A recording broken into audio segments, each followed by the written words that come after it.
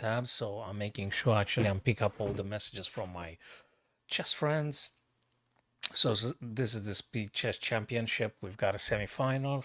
Today, Ali Reza defeated Hikaru Nakamura with 16-11 points, I think. And we're going to be watching Magnus Carlsen and Hans Niemann. The clash of the evening. I think the whole chess world watches these two battling today in Paris. It's going to be quite speed chess. It's going to be, if I'm not mistaken again, in the first instance, they'll be playing for 90 minutes with the time control of 5 minutes and 1 sec increment. And then they'll be battling for like 60 minutes. Hey, Simpson, absolutely, my friend.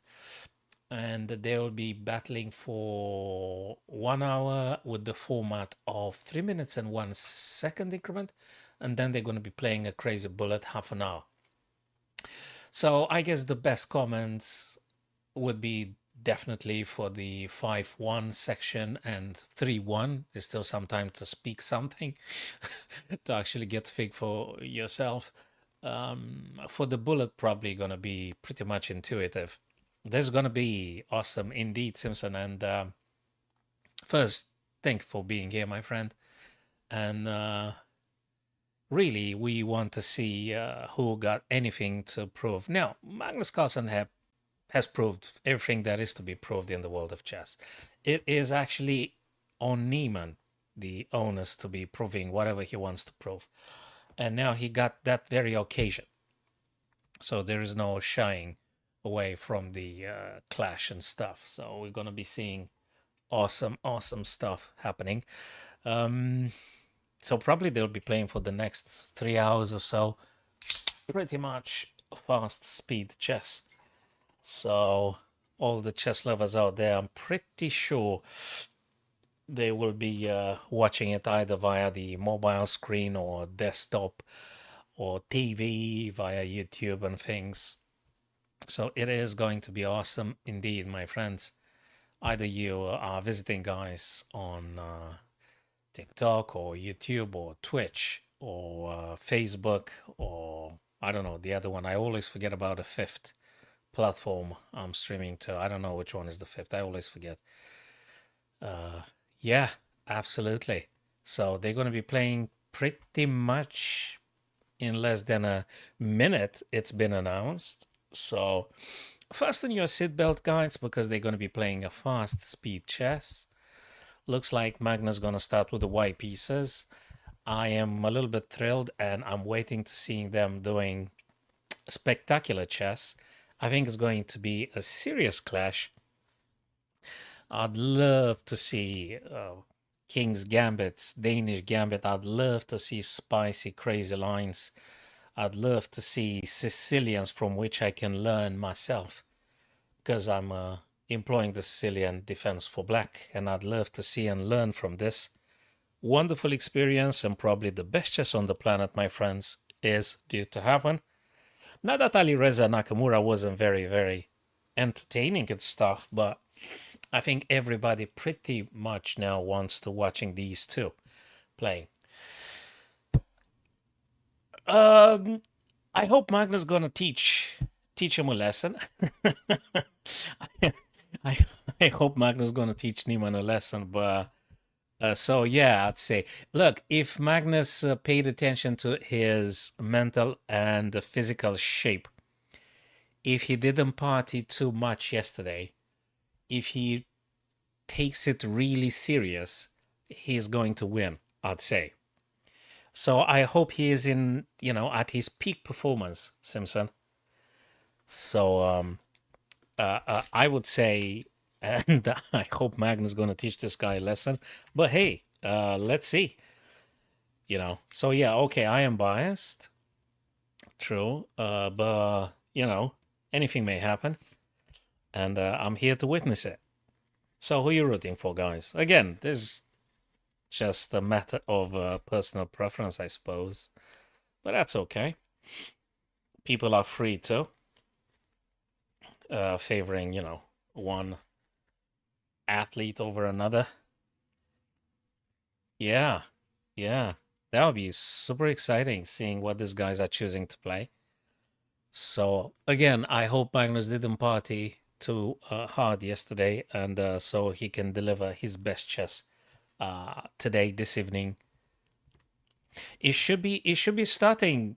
Well, it should have started 2 minutes ago. Let me refresh the page though. Let me refresh the page. It's been announced 7:30 GMT time, and that should be like 2 minutes ago. And should be absolutely amazing. Should be absolutely amazing. And oh, the Polish. uh yeah.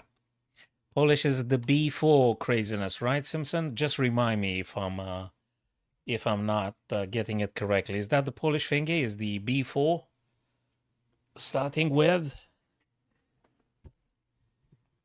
They could do pretty much anything. It's a 5-1 time control. It's the 5-1 now. So we get to actually, oh yeah, just for the newcomers, the our friends that haven't been on this on my streams before, I'm not using any engine. So just for you to know, guys, I'm not the type of streamer using engine during the live games. So it's just me and you guys. Just me and you, my friends, with no engine involved, no evaluation gauge, no nothing. We just try to think for ourselves. And I think it's the best tool for learning, improving, you know. Otherwise, the brain may get a little bit lazy if everything is being fed up by the computer, by the software. Yeah, your brain gets lazy and you're not thinking anything because somebody else does the job for you. So, secret is just use the brain. Use the brain. Come on, boys, let's start. Let's start.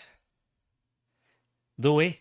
Dude, when I bought these glasses, when was that? 1 or 2 years ago, I don't know.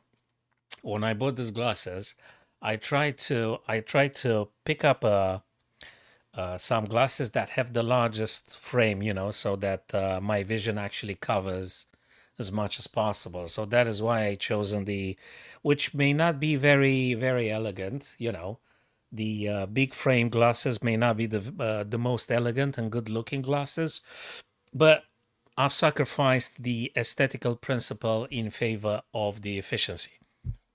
So I'd rather, see a lot of stuff than, oh man.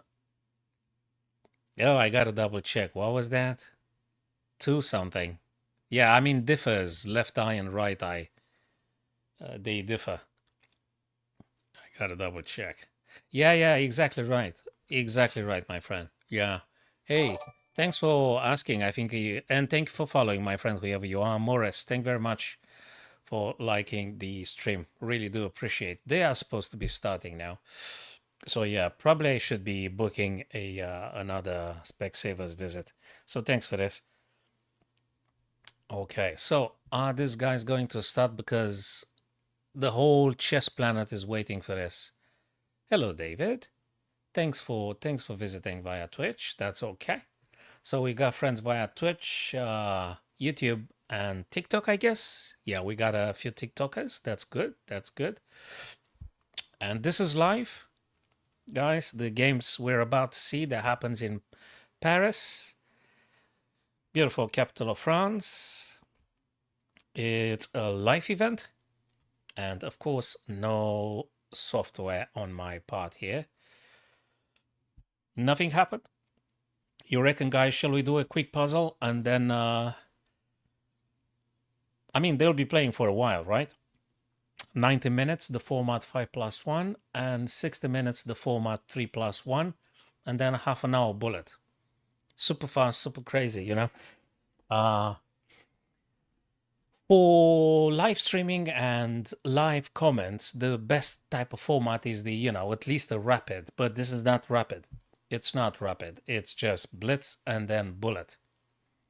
So you can't say that Magnus is going to get bored or anything because you don't have time to getting bored.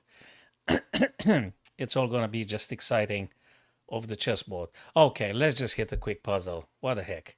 I'm not sure. Okay, white to move here. So guys, let me see. Do you see the board? Yes, you do. Feel free now. White to move, by the way. I'm not sure you guys see this.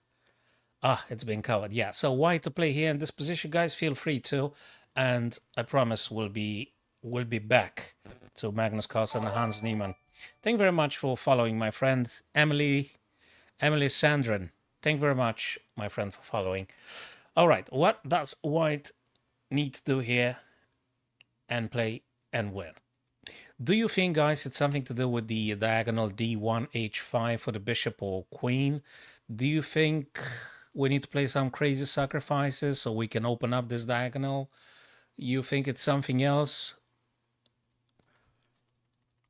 I'm seriously considering one of the two white knights, I guess, needs to take on g5.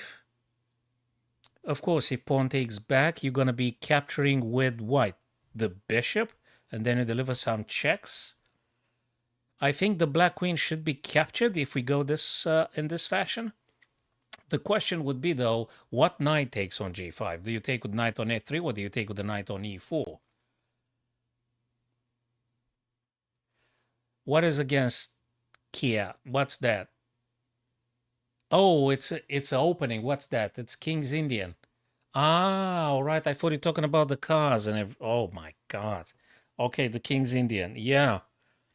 No one did it. Are you sure? Have you checked the Chessable? There's nobody on Chessable that has a little tiny sweet and short course in relation to the King's Indian. You sure? Okay. Anyway, thanks for the suggestion, Retopana. By the way, you an IM or you are aspiring to becoming international master? Just a friendly, genuine question. I don't want to imply anything. King's Indian. Yeah. King's Indian. So any of the two white knights or 95. So what might be the plan? Aspiring. That's good. You aspire and one day will become a reality, they say. So totally. So 95, you're saying. I understand. You don't want to give nothing, but instead you want to go for the checks and things later on. Yeah, there is a couple of candidate moves here. G5, E5, or we go straight with the bishop on H5 attacking and stuff. But which way do I clear the way for the bishop? If I go here and knight takes, I don't know. If I do the check, they might be able to blocking with the knight. So I think Simpson 95, although looks kind of reasonable, but I think it allows black maybe after they capture, you know, it might be a little bit more delaying in terms of the bishop playing on h5 and stuff like this. So we may want to maybe explore some other avenues. Okay, I'm going to play knight f to g5. And more like an intuitive move. I mean, it sort of makes sense. They take. I'm going to take back with the bishop, or not even that. I'm going to do a check, though. If rook takes, then queen takes. So I think I'm going to play this. Ooh. At least the last move was correct, guys. Nope. It has everything to do with this white square diagonal towards attacking the black king. So the first move, I was correct in anticipating that alternative. So that was the cool move that we needed to do. Now we can debate if we take on g5 or we rather go for checks. If you want to know my intention, we go the check first. Because when bishop goes to h5, we check the king, that's for sure. Guess what? They either go on this file or they go on a dark squares, and then we're going to take with the bishop and we're going to win the black queen. Well, I hope so very much. So looks to be that we either do bishop g5 now or we do bishop h5. Which one is going to be? Bishop h5 is a check. What if king goes to d7 though? Well, we got this knight here. Then the knight goes on c5. So I'm going to play bishop to h5. Bingo. Rook takes h5. Queen takes h5. And that's it. And that's it. If king goes on dark squares, we're going to be playing bishop to g5. And that is a skewer, so to speak. The knight can't really block because we got the other knight here. and we're going to be capturing even with more damage here. And then obviously the black queen is a gunner. So, yoo-hoo, we were lucky with this one. No, it was a little bit of calculation, not just the intuition. It was also a little bit of calculation. Back to Hans Niemann and Magnus Carlsen, right? Thank you, Simpson. You're very kind, my friend. So, where's the guys? Have they started? Everyone, have they started or not? Okay, no worries, guys. I'm going to put the boards up in just a matter of seconds. No, they haven't started nothing. Have they? Hold on a sec. I'm going to scroll down. I'm going to pick up the board, put it up on the screen. No, they haven't. Clock is now almost a quarter to 8. This is Friday, 6th September. I'm streaming from London, but the event itself takes place in Paris, France. So don't matter because the event is worldwide now being streamed. So all the chess enthusiasts out there can witness this event and see it and enjoy it. I hope very much, guys, you're going to be enjoying it as much as I do, or maybe even more. Hey, thank you for your Ultra Programmer F3 cause E4 and F6. Thank you very much, guys, my TikTok friends, and whatever the platform might be. And thank you for following and view. Appreciate a great deal, my friend. Well, he might be a little bit late. The whole planet is waiting for them to start the games. I'm keeping the eye here. Probably we're going to go for another quick puzzle, guys, until Magnus and Hans Niemann start the chess boxing match. No, just the chess, the boxing later. Maybe not at all. All right. Just the chess this evening, guys. And cool stuff. Can hardly wait to see these guys playing and things. I hope he didn't party very much yesterday, Magnus. It's important to keep yourself in good shape, especially when you're having this event. And you're playing Hans Niemann, who's out there for blood. And you gotta be prepared in good top condition, mentally and physically. Of course, they are just related. So yeah, well rested and stuff.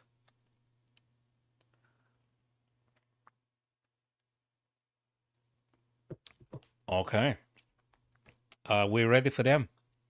So guys, there'll be 2 sections with Blitz, 5-1 for 90 minutes, then 3-1 for 1 hour, and then half an hour just crazy bullet. I guess the best insights we would be able to have them in the section of 5-1, then something decent definitely for the 3-1, but in the bullet is crazy fast. And but anyway, I'm sure you guys will find it very, very entertaining. Let me refresh the page. And actually, I think I'm gonna go do another quick puzzle because I don't know why, but I got a feeling that we might be staying a couple of more minutes until these guys actually decide to move anything. So I'm gonna go very briefly and do another quick puzzle, guys, with your consent, of course. All right, let's have a look at this one here. I'm black here, right? Okay, cool. So what am I supposed to do? I don't see any checkmate happening. If there's anything here, it might be some white queen trapping or something, or some material gain, something like that. So with your permission, guys, I think I'm going to be focusing a bit on trapping the white queen on a6. It could be perhaps rook to b6, right? It could be. I mean, maybe. It could be knight to b4. Maybe. Of course. Rook b6, queen can go whatever. So after rook b6, they could go either here or here, right? They can't take the pawn, but they could also travel. So maybe not a big deal. Do we need to cut him off somehow? So Ritupana suggests here knight takes d4. Okay, let me look at this one. Knight takes d4, attacks the queen, sort of this. Aha, I get the point. It's not trapping the queen, it's just simply going for the material. Knight takes d4 because you're going to do with tempo another capture here. So I think you may be very well right. Knight takes d4, queen captures, pawn takes, right? Pawn takes. And you attack the other knight. So if that knight captures, you're going to take back this guy here. Then pawn takes, then heck, you're going to do... is this a solution, I wonder? I mean, I think it sort of makes sense. I like what you're saying. Oh, no. Knight d4 after queen takes, we actually take f3. And then we take the queen. Yes, knight d4, then knight takes f3. We got the first two moves, so that's... credits all go to you, my friend. So yeah, knight d4, queen takes d6, knight captures f3, check, they take or knight or whatever. And then we're going to take the queen with the pawn. And that's just about it. 1, 2, and then take the queen. That would be too nice. And that was so almost convincing, but it's not. Let me go back to my older plan about trapping the white queen somehow. Because my first instinct was to say, I need to trap the queen. And I think we need to work out something with the knight or with the rook. I'm not sure in what particular order. But let me look at the b5. Let's say queen runs away right here. Okay, fair enough. Cool. Next, what would be? It's something with trapping the white queen. But I'm not sure how exactly am I going to do that. Do I capture here first? Do I play the knight here? Let's say queen plays. Knight b4, I wonder. Knight b4. If they capture, well, I take, then I attack here. No, wait. No. The answer is knight takes c5. No, the answer is you're going to win a knight. It's knight takes c5. Queen does whatever the queen does. It doesn't matter. You're going to take again on f3, so to speak. You're going to be winning the piece. Knight e5. That's it. So you had a good idea in principle, but it's actually knight e5, queen takes or whatever. Knight takes again. Thus, you've taken another material and stuff. It's knight e5. Now, we do not take the queen. We absolutely do not take the queen. We take on f3 because it's check with tempo. So we've got more material. Then we're going to take the queen with the pawn. Knight f3 checks, they take, and now pawn takes. Oh, blimey. It wasn't even that super difficult. Right, back to the chess events, and hopefully Hans and Magnus have started their clash. All right, guys, just give me a sec. I'm going to put the game... Yes. Just a few seconds, guys. Don't be too upset. Reti opening, Nimzovich Larsen attack. That's it, guys. That's it, boys and girls. We're on, guys. Let's focus and try and predict the moves. Cool stuff. That's it. They just started a few seconds ago. So we didn't lose too much. It's just 4 moves they move now. So we're going to see a castle short here for white. And we're going to see a castle short for black. Where does the bishop go? Come on, Hans. Move that bishop, dude. Where do you move the bishop? d6, where do you go? c5, what do you play? e7, what do you play? h6 he did. Interesting. Okay, bishop e7. Knight b2, castle short, and castle short exactly as we said. He needs to develop now. Hans needs to develop the black knight. He didn't. He delays. He plays a5, expanding on a queen side. I guess white's going to expand too. You could do a4. No, just a3 wanted to stop probably bishop b4. So a3 does not allow the bishop to moving here and attacking or whatever. So also bishop h7 being played, of course, because h6 allows that. c4 goes for the center already, challenging the d5. Challenging the d5 and expanding further on the queen side. Beautiful diagonal here, and also beautiful diagonal over here. So far, so good. I think this is so cool. Nice e6. Black finished the development. All the pieces are actively involved in the game. The more suffering piece from black is the bishop on e7, which I think it's not incredibly attacking, but the game is just in its incipient stages, so there's a lot of happening here. Also, the knight on d2, I'm not sure where's going to go. 4 minutes, 10 seconds for Magnus, pretty much balanced time-wise. CD now, so black's going to take back with the pawn. He took back with the pawn. Okay, fine. Rook AC. Always get the rooks on open files or semi-open files, and that's exactly what white did here. Rook AC. There you go. The other rook, rook FE, and rook FE first for black and now for white. So that makes me think that Magnus probably plans some e4. Correct me if I'm wrong. Maybe at some point. Now, that's a little bit unexpected. Rook c2. I don't know what to say about rook c2. It is a bit unexpected. Rook c1 to c2. I have to say, is this a part of the preparation or something? What's the rook c2 doing? Very honestly, now I'm asking you guys. Of course, no software on anything. Tell me, what do you understand out of the rook on c2 move that white had just played here? What is this doing? And now Niemann drops the knight back on b8. Why? Does he want to push c-pawn? Well, I can understand that. He wants to play either c6 or c5 or something and then get the knight in the game? Well, maybe.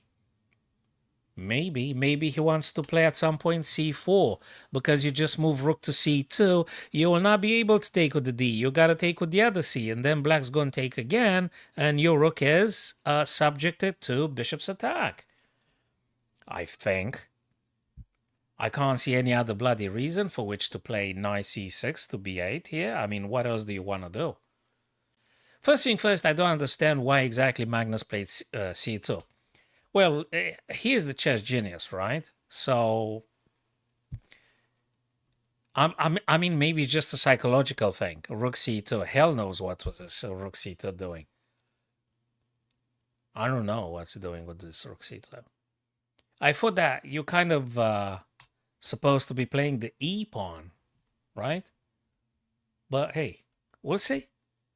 And now he goes 2 minutes 40 seconds. Queen c1. Battery on the c7. Okay. I guess black can just play c6 and that's just about it. Right? You play c6 and what else is here? You gotta go for other avenues, other ways to attack and stuff like this.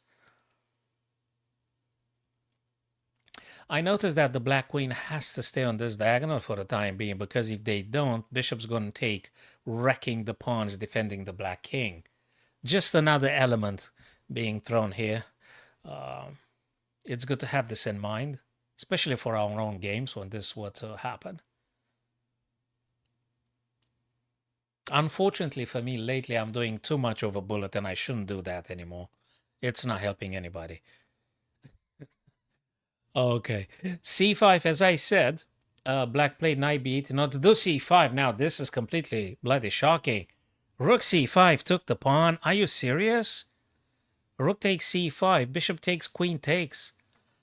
Hell, I didn't expect that thing. Rook c2 and then rook takes c5. This is just so crazy. Unbelievable.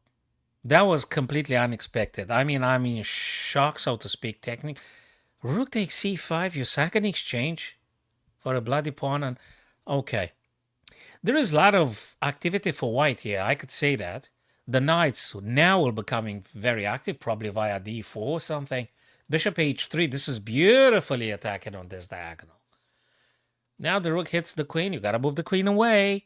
But the queen can just move. Move the... the knight can still play, dude. The knight can still... But I don't know where. Wait a sec. Well, maybe knight e6. But if they do... Yeah, knight b3, exactly. Knight b3. Knight takes, rook takes. Pressure on this guy here. You do have a battery, so black can't play the knight. Well, they could go just about here. Because if you go the other way, you're going to get checkmated. Han's not going to fall for this. Of course you're not going to fall for this. Guys, the first game in this blitz is really exciting. This is really exciting. Knight d2 attacking the black rook on b3. Still having a battery. You got to be carefully maneuvering the black knight on f6.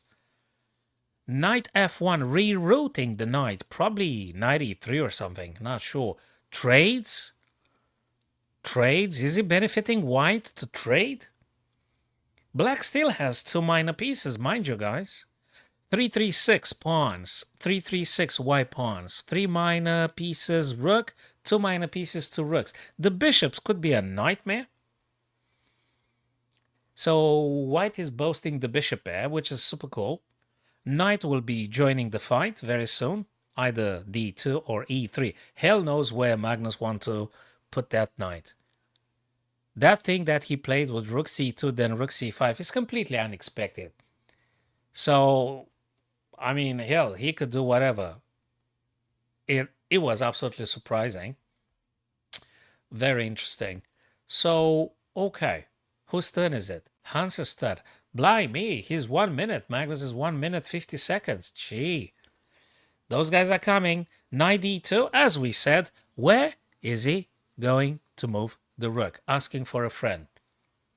Nowhere. He gives the rook. Jesus Christ. So knight takes, pawn takes, eh?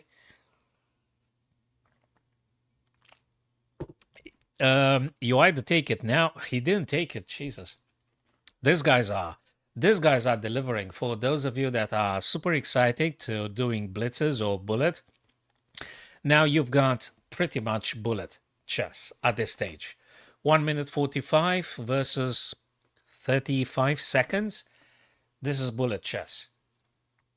Bullet chess. He didn't take the rook though. He didn't take the rook. He played f3, limiting the knight to play. I mean, like sort of denying them access more. He could take it later. If he wants to take this rook, he can take it later. Because notice, guys, the black rook can't go anywhere. He took it now. He took it now. Also, bishop may play this. Bishop to c5. Anytime you want, you could do that. Let me count the pawns. 2, 3, 5, 3, 3, 6. But the black pawns are very awkward double on the b file, at least these two guys. And this one is an isolated pawn. If you want to look at the pawn structure, the white pawn structure is more solid and more ideal, so to speak, in comparison with the black pawns. Another problem for Hans Niemann is that he's got 10 seconds. And Magnus Carlsen has, let's say, an eternity, which is 1 minute 20 seconds. That's what's an eternity in chess, is when you have 1 minute 20 seconds. That means you have an eternity, and Hans is going to get cooked if you're not moving faster. Gee. Now, that was something. I think Magnus wants to teach the young lad a lesson. I think he just taught him a lesson here. He just bloody taught Hans Niemann a lesson. Check, king goes back, rook captures, goodbye, 1 minute for Magnus, 1 second, forget about it. Well played, Magnus. That was delightful to watch. Gee, delightful. Beautiful. Hans is white, Magnus plays with the blacks. What is going to be? Gioco Piano, the Italian game. Yeah, the knight wants to go to g3, potentially to f5. That's where you want to get your guys. And bishop to b3, bishop c2. You're going to be playing d4 at some point because you've played the rook on e1. You're looking after this guy, not a problem. Game just started. So you could say up to move number 10, the moves are very much theoretical by the book. So nothing super surprising. But the first game they played was indeed surprising. And that move that he played, Magnus, rook c2, rook c5, second in exchange, was completely shocking. Splendid. Okay, first victory goes to Magnus. Fasten your seatbelt, guy. We still got like 90 minutes in this type of chess format. Blitz, 5 minutes and 1 second increment. So there's look. Let's not jump the steps now. It's plenty of games ahead. Plenty of games ahead. So let's see. But there's also a psychological effect. You know, if you're going on onto a losing streak, I think it happens to everybody. You're playing fast chess yourselves, maybe blitz, maybe bullet. When you get into that kind of losing stuff, like you're going like couple of 5 or 6 or 7 losses, you're kind of not performing very, very well, and you may need to take a break, but they can't take a break here. So you need to come up. You need to uh, perk yourself up and start again. Okay, D5, challenging here. Hello, Wesley. What's going on here for white? 1, 2. Yeah, but black is having also 1, 2. So that's not enough for winning anything, but you could take the pawn if you want to. I don't know. Okay, he moved rook to D because that's where the black queen is. So if those pawns were to disappear, you may say that your rook would potentially attack the black queen, which Magnus very nonchalantly took and took. And now rook attacks the queen. You have to move that queen away. You're not going to... Well, maybe you want to play rook, right? Yeah, there you go. Rook d6. He didn't move away, but now white's going to play rook over to d3. Rook e3 to d3. Of course you're not taking. You're doubling. Ooh. What the hell was wrong with the other rook to d3, I wonder? I don't know. I thought you were making a nice battery there. Okay, rook takes, queen takes, and rook's going to take again. Okay, I think that works. Probably a different move order, but still the same.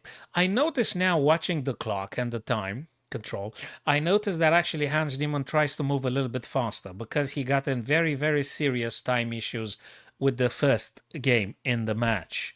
He was seriously just with a few seconds on the clock. So he's trying to speed up a bit. I guess if you go for the f3, this guy is protected forever. Well, not forever, but just to say it. Okay, he wants to reroute the knight f1 back to e3, right? And then jumping over right in the center, the ideal outpost for the white knight. If black takes, you're going to take back with what? With the queen? With the queen, because you're attacking twice the d6 then. So knight e3, knight d5. There you go, knight e3 if black knight. But now the black knight stops you. You can't go there because black defends it like... Oh, no, you can. You got no issue. You can. Takes, but then you're going to have to take with a pawn, mind you. So that's the difference, you see. You go knight d5, which is understandable. Black's going to take, but you can't take with the rook or with the queen. You got to take with a pawn. So this is the subtlety that had changed. Wesley, that's a very good idea. Feel absolutely, my friend. Yeah, that sounds very good. If you have a special preference or something, just yeah, voice it. Yeah. Drop a message on the last video or something. I'll keep that in mind. Positional chess. And I think there was a friend saying something else. And I don't want to forget your suggestions, guys. I need to log them in somewhere. You know, so I want to listen to my friends if they have a particular preference for the chess topics, of course.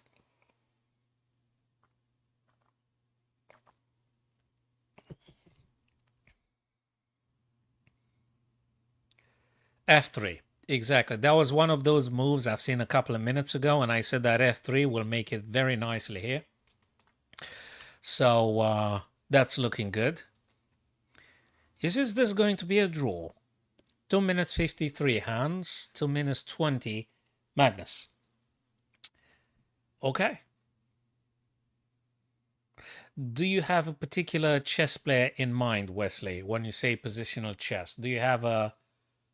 I mean, you're thinking at what? At Botvinnik? What do you want to do in the... Anatoly Karpov, what do you want to do in the positional chess exactly? What are you thinking? What's on your mind? Pawn takes. Okay, rook here. What does that mean? Rook d6, 2 knights attacking, defended twice, right? 3 attackers, 2 defenders. Count the attackers and defenders. I think I made a video on this. c4, that's the third attacker. The third defender, apologies. The third defender. But after black captures, say, with a pawn, Yeah, but then you take back with a knight, right? And also you're attacking the e5. Now it's getting complicated.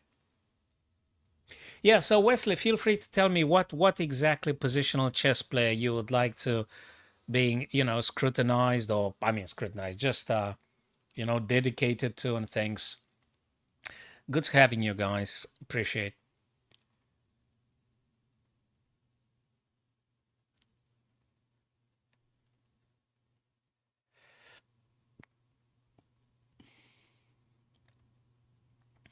Yeah, this is already strategy, you're saying. Yes. Tactics normally pertaining to immediate outcome. I mean, you play the correct tactic, you're winning a piece, or you deliver checkmate. These are just tactics indeed.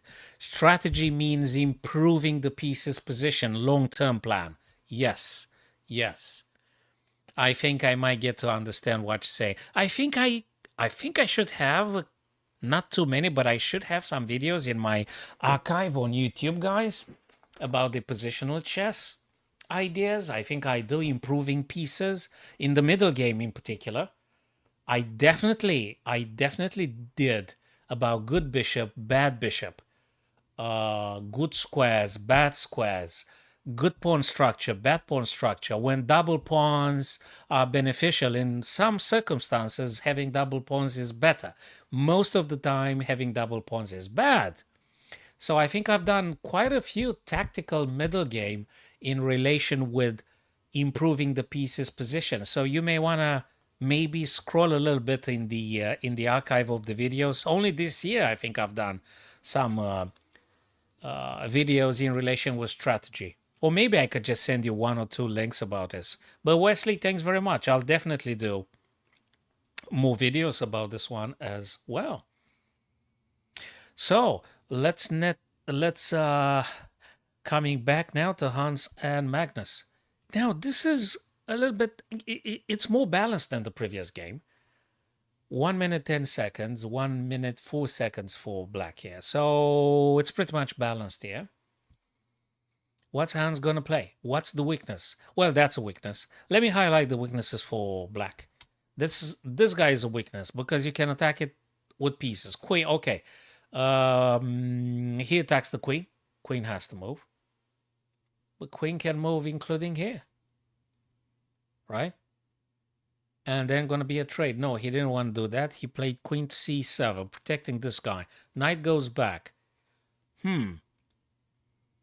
Queen goes back to b6. Are they going to do a draw exactly as I anticipated? This game looks like a draw. Are they going to draw here? I think Magnus happy to draw with black. He preserves the advantage 1-0, and actually the next game he going to be white. It's a repetition, Wesley. This is repetition. Knight a4 attacking the black queen. This is what they did already. So no, actually Magnus does not refuse the fight. He went on b8. He didn't go to c7 as previously. He went to b8. Hans instead went to c3, where he was. So Magnus actually refused the idea of a draw with this move, queen to b8. He could have played queen c7 actually. He could have, but he didn't. That makes me think Magnus wants to prolong this position a little bit longer. Let me look at the pawns. This guy isolated. This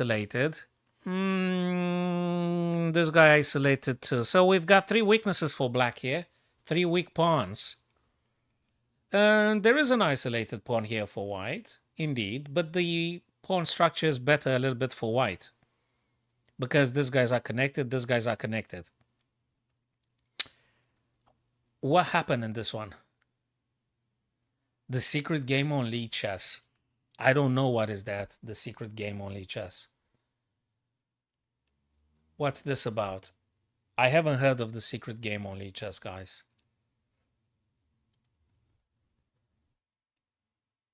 So let me refresh the page and understand what's going on here. It's either not updating the last move or what is going on actually here.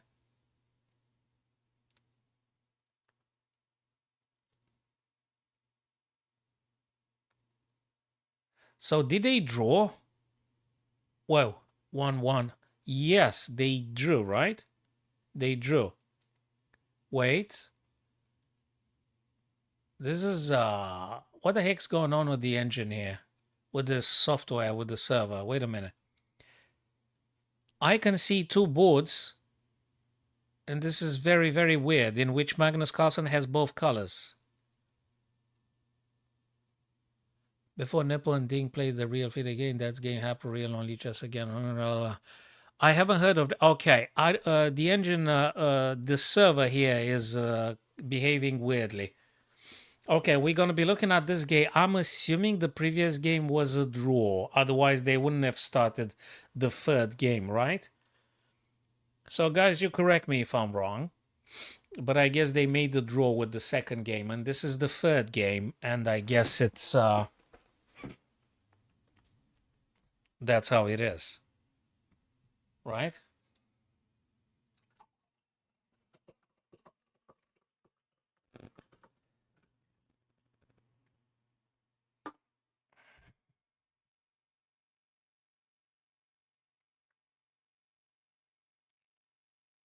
Okie dokie. Where are we? Magnus White. Now let's see if he pulls a second victory here versus Hans.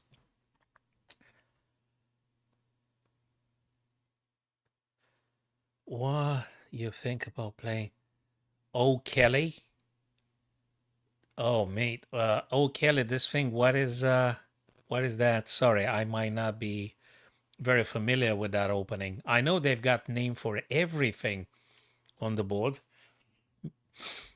There's many stuff I didn't even know they had that name. I don't know what's O'Kelly. Opening. What?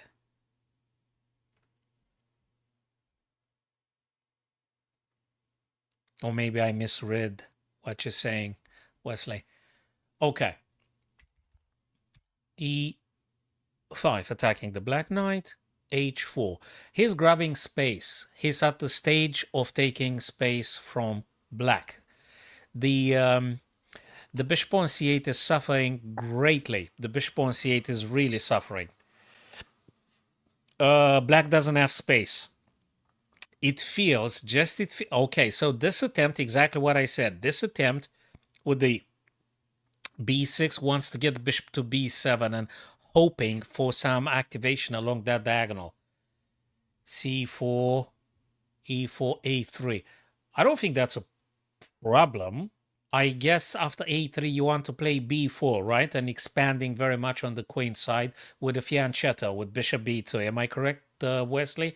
I don't think there's something wrong with that one in particular. There is also something in the Sicilian. Well, Evgeny Sveshnikov is not very... It's not advocating for that one. But there is something to it. You need to do the homework. Is the... e4, c5, and white continues a3, the delay, the wing, a gambit, Sicilian for white against black. So you do a3 and then b4. So yeah, I guess something like this sounds to me. It's not Sicilian what you're saying, but I understand what, yeah. After c4 and a3, probably you want to go b4, I suppose. I haven't played that thing, but I don't think it's an interesting move. And probably you want to do fianchetto with bishop b2, if I'm correct, Wesley. Okay, so white had expanded a great deal on the king side. This bishop is quite cool. This one is cool again. The bishop on c6, I'm not sure what you're doing with this guy again. Even if you were to move, well, you can't move it now, that's for sure. But even this diagonal is not very promising. I think the plan that Niemann wants to go with is just simply, whoa, what did you do, man? Wait, let me refresh the page. Maybe I've done a mouse slip. No, there was a mouse slip. Okay, what black wants to do, in my understanding, is just they want to just take more space. So the move like b4, perhaps, attacking the white knight. And you're gonna give black some space on the queen side. So yeah, queen now just goes to deliver checkmate on h7. Knight and queen. Checkmate in a move. So you got to stop this one. I think white's going to probably win this. Queen, knight, and a bishop. You're going to do h6. or you're going to trade. If you trade, which probably is very advisable, white's going to take with the bishop. Exactly right. Now you're going to take back with the bishop, exactly, attacking the queen. f6 will further weakening. The e6, so you don't push it. Exactly, that's what I wanted to say. Queen to e8. Queen now positioning itself like this because you want to play bishop h6. If the pawn attempts, impossible because would have been absolutely pinned. So king went in a corner. Now he's going to push probably the h as well. Rook here announcing a discovered attack on the bishop, probably after knight e2, knight f4. But now after knight had played, the queen defends the bishop. So, but you could still go knight e2, knight f4, knight h5 if you want to. The Catalan is absolutely complex. There's a lot. Why not? Absolutely. And if I were to do about the Catalan, I definitely have to pick up some illustrative game in that particular opening. Yes, thank you very much for the suggestion, Wesley. I think it's a very good idea. Absolutely. I don't play the Catalan myself, but it's definitely worth investigating. Yep, yeah. It's very good, all of us, to slowly expand the repertoire of ourselves and, adding one new opening, one new defense. For white, for black, and things. That's great, Wesley. Thanks very much for the idea. So, exactly as I said, guys. Exactly as I said. Knight goes e2. And again, my anticipation would go for knight f4 and then probably knight h5. If actually he chooses to push h. And then again, because you either take or push, then I'm going to play bishop f6. Black doesn't have any dark square bishop. And actually, again, I think white is a bit more happier. And again, Hans Niemann has an issue here with the time. Favorite opening for black. I'm doing a lot of Sicilians I'm playing for black. So against e4, I'm doing Sicilians. And every now and then I might do French. Knight f4, I did say when the knight was on c3, I said knight e2. So knight f4, knight h5, including this one, because he wants to sack on g7. This is the revelation I've just had, which is not a big revelation. Knight wants to take on g7, weakening the dark square forever, for bishop, including the queen. So this is pure Magnus tactics. Great stuff. Absolutely great. I don't know if queen to f4 in order to do craziness like this. But no, knight f6. Pawn's gonna take. After pawn take, you're gonna play bishop f6 with tempo, guys. He's gonna take the rook. That's it. He won it. He won it. Jesus, look at this one. Guys, look at this beautiful game. Magnus is teaching Hans another lesson by the looks of it, with a ton of time. So, Wesley, Sicilian is my number one weapon of choice against e4. Sicilian Najdorf I'm doing, more often Sveshnikov. I like this Sveshnikov. Sicilian against e4. Every now and then I also play the Dragodorf, that mixed in between the Najdorf. Hey, Magnus won the second game. Crazy speed chess. Magnus teaching the Hans Niemann another lesson. Is he going to teach him now like 20 lessons in a row? Probably. Okay, let's see. Let's see. Okay, Magnus is in good shape. He just delivers. He just delivers. He's going to be the king on the speed. I think Hans Niemann was complaining that Magnus is avoiding playing him or anything. Well, he's no longer avoiding him now. Just prove whatever the hell you want to prove. Now it's the moment, if you have something to say. Chess speaks for itself, right? Okay, that's exactly what happens. His favorite quote comes back at him. Magnus should say, if he wins, he should say in this evening, guys, chess speaks for itself.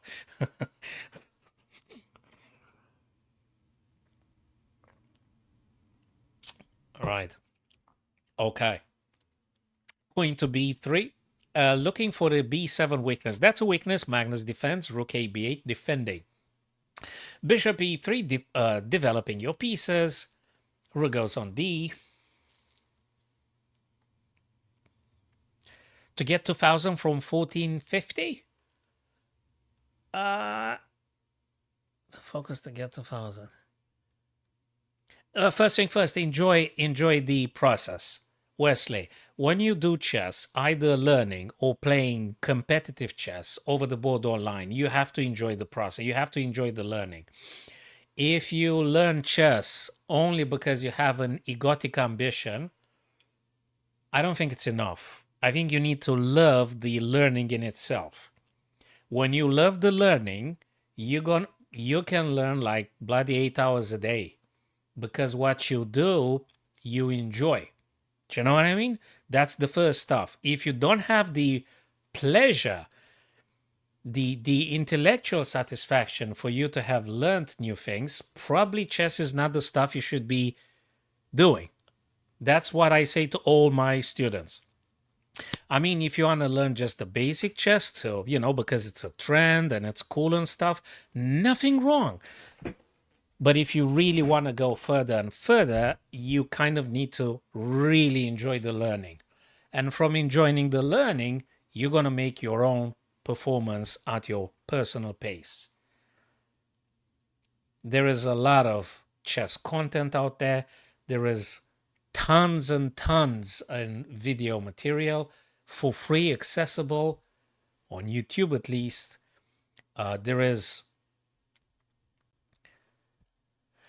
puzzles are, in my opinion, quite important. And also watching Magnus and Hans Niemann and try to anticipate the next move they're going to do, Wesley. I mean, if you white here, why would you play? This is a tactical thing you need to keep your brain used with.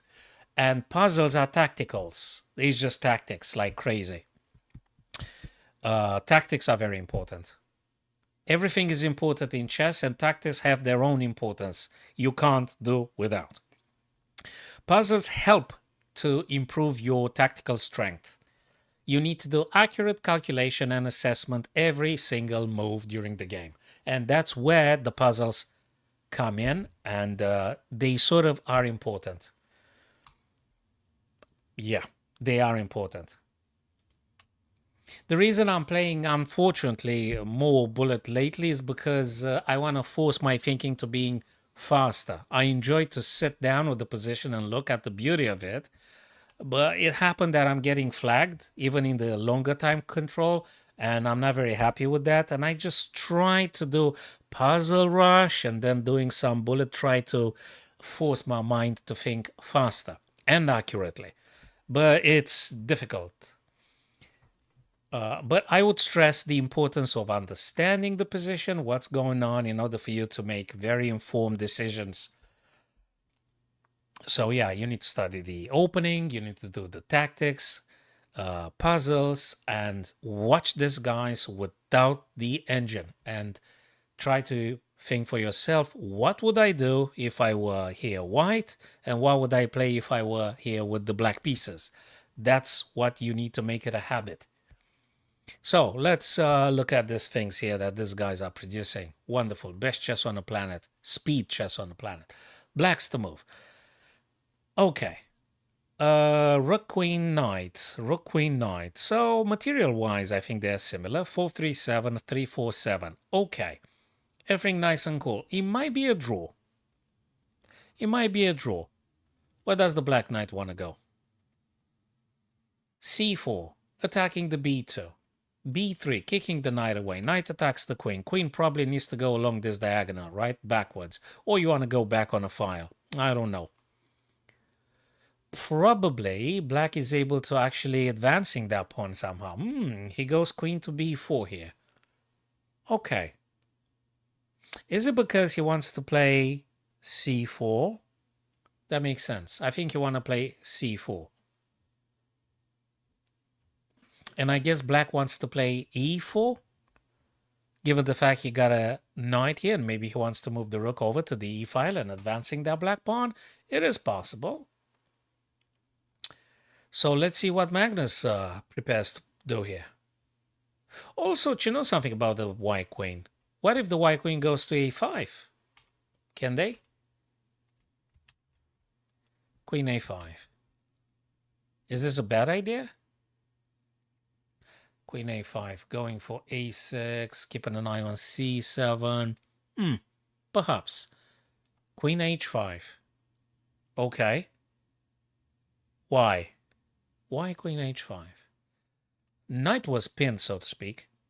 Knight was pinned and no longer pinned. Queen to f5. Ooh, he wants to go back rank. He actually plans to play queen b1 check. You go to back rank, you just go and attack very subversively from behind. Queen b1 would be an idea. What else? Knight to e4. I like that. Knight to e4 would attack the rook, first thing first. And secondly, would be hitting the f2 in principle. So it's interesting. Maybe. Unless I'm wrong with something. Huh. 1 minute 48, 1 minute 48.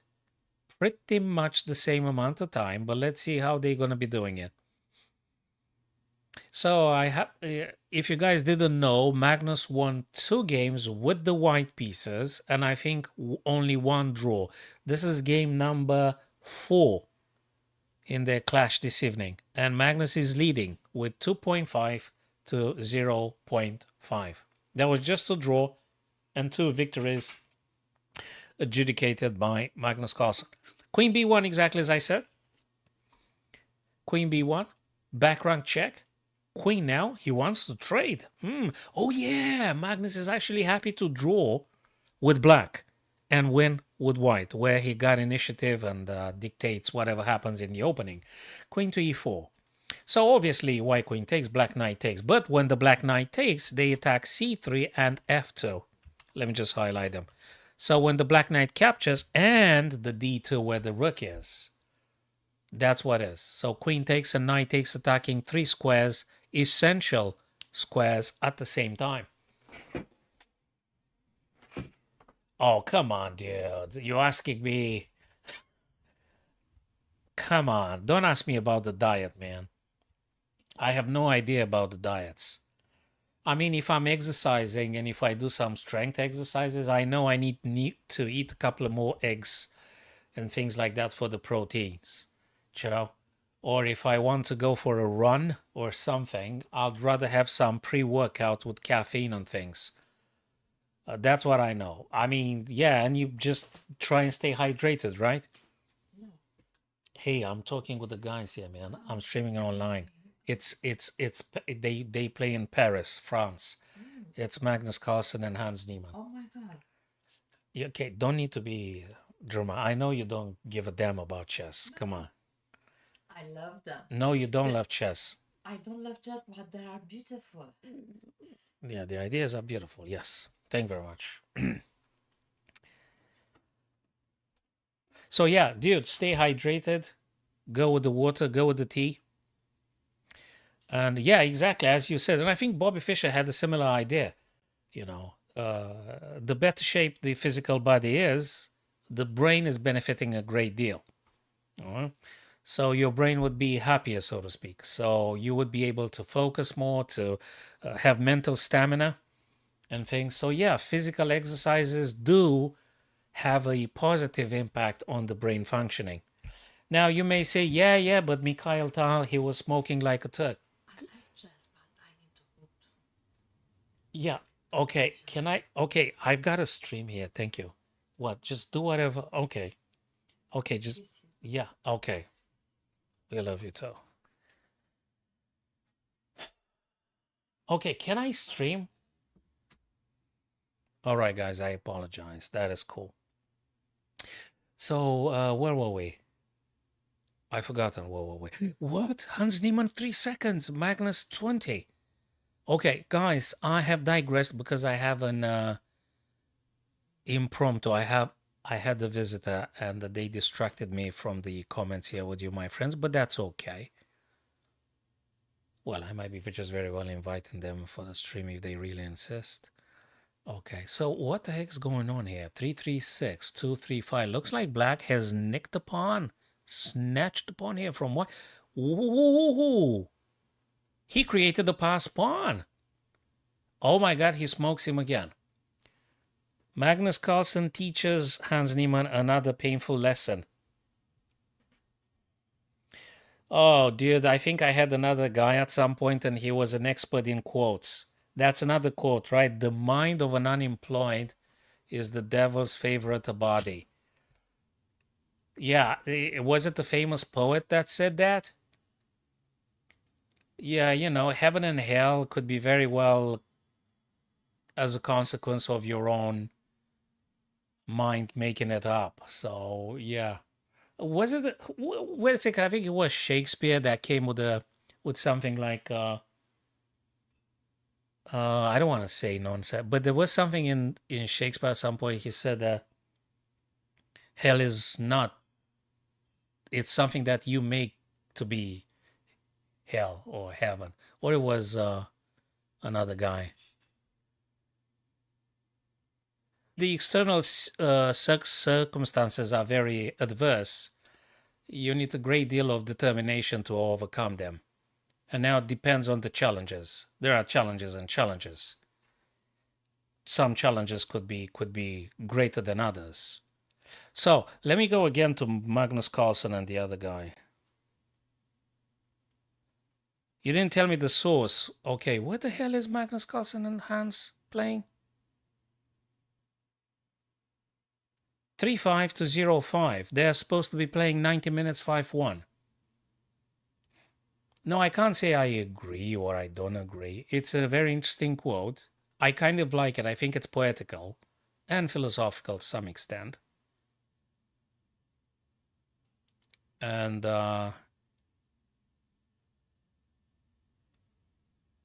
instead of unemployed, you could put a couple of many other adjectives and stuff.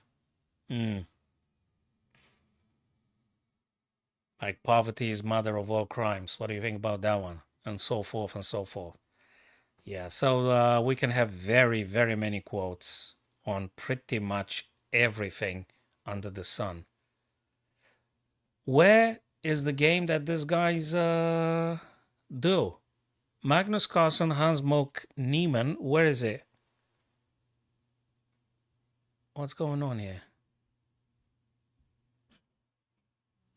Where's the games? 1, 2, 3, 4. Do they take a break? Magnus Carlsen won by resignation. Of course he won by resignation. You can't win this. You can't even draw. You can't do nothing.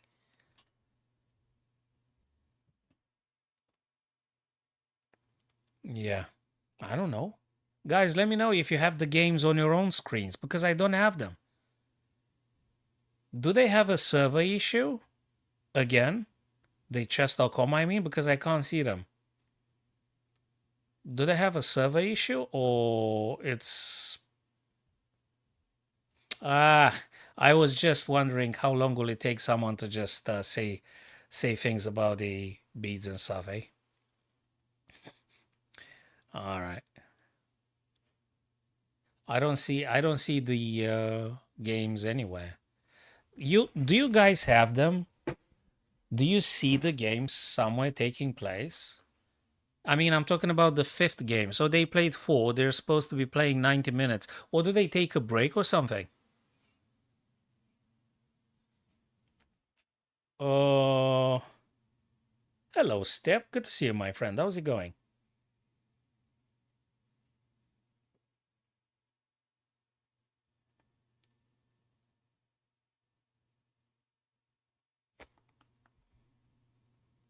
Ah, time for a quick puzzle then.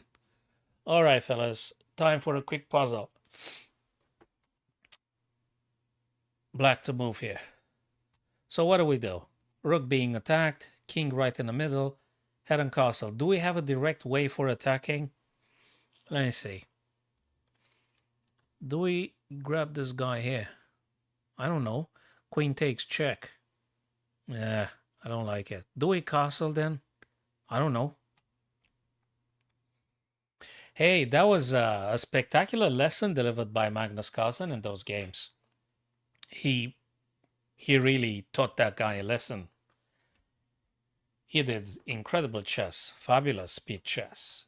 I'm really, really curious to see how he fares in the 3-1 section and then the bullet section. But all the blitzes eventually go below a minute. Apparently, in the victories he had, Magnus also had better time control. He ended up having like, what, 1 minute and something extra, and Hans was struggling with a couple of seconds. So, yeah, if he got something to prove, he can prove it this evening. If not, yeah, maybe next time. Yeah, Magnus is just delivering. And I'm very happy to see he's in a good shape. Not over yet. They're going to be playing many games ahead. So, guys, in relation with the current position here, what do you think we should be doing? Just castling, or there's something else I'm not seeing?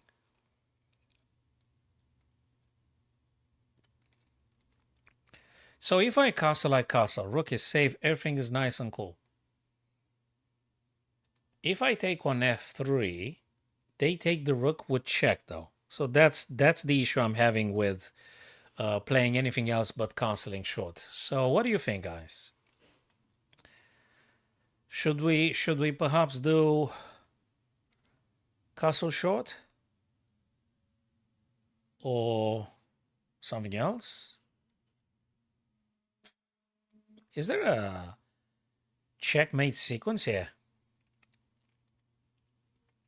Step, thank you very much for your idea. That's what I think it is. I think we should be castling and continue the game as per normal. There's too much over threat. And yeah, exactly. You wouldn't expect for a puzzle at 2800 to being just castle. Because this puzzle seems to be a little bit strategical rather than, okay, how can I say it? Normally you're expecting just tactics, win material, win pieces, deliver checkmate. That's what you're expecting from a puzzle normally. But it could be just something, just defensive ideas or strategical ideas, like just castle the king, you connect the rooks and things. And now I think we should be taking the knight, because if they capture with the knight, you're actually winning the bishop and attacking the rook as well. So I think black should take on d2, if I'm correct. And now you're just taking this guy, and you're just waiting. You're just waiting. Yeah, so this puzzle, surprisingly, it wasn't a crazy tactics and pins. If you guys saw the puzzle of the day today, 6 September, it's a crazy puzzle with a lot of pins and tacticalities, and that's directly, it's straightforward. It's a lot of tactics, pure tactics. This one was a bit more strategical, so to speak. This particular puzzle, my friends, a bit more strategical, more positional, as the other friend of ours. Hey, Nocturnal Cuba, long time no see, my friend. How's it going? Yeah, I was announcing the 6th September Paris event for some time. I mean, I was just discussing it with my virtual friends. I really want to see Magnus playing Hans Niemann. And up to this moment, Magnus absolutely delivered.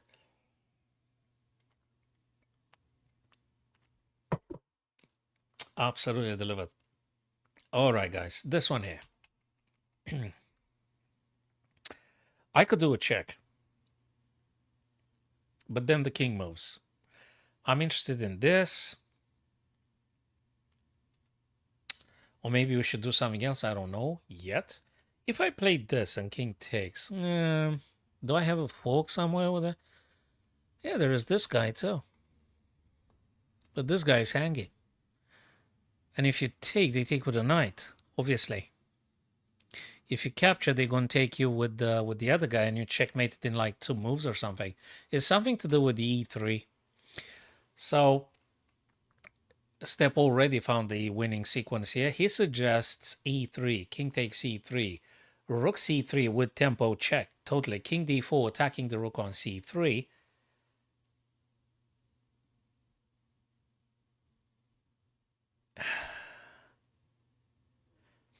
it could be very well e3. I did say that e3 is something about the e3, but I'm not sure in what exactly move order that would be.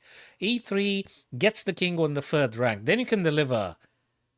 Then you can deliver check with tempo. After king to d4, though, attacking your rook, you could take the other rook. Okay.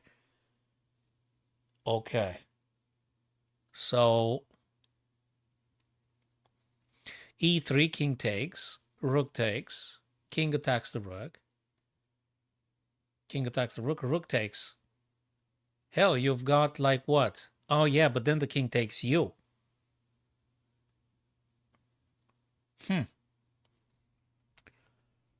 Is there anything else? Is there this? Nah, that doesn't do nothing. Should we take first here though? Bang, knight takes, boom. And then we go... I'm still not sure. Can I make a fork a successful fork here? Takes first, takes first. Yeah, but it's too slow. I'm moving here. King gonna go away. It's too slow. What? Knight e2. Now, rook takes, king plays. This guy takes, king takes.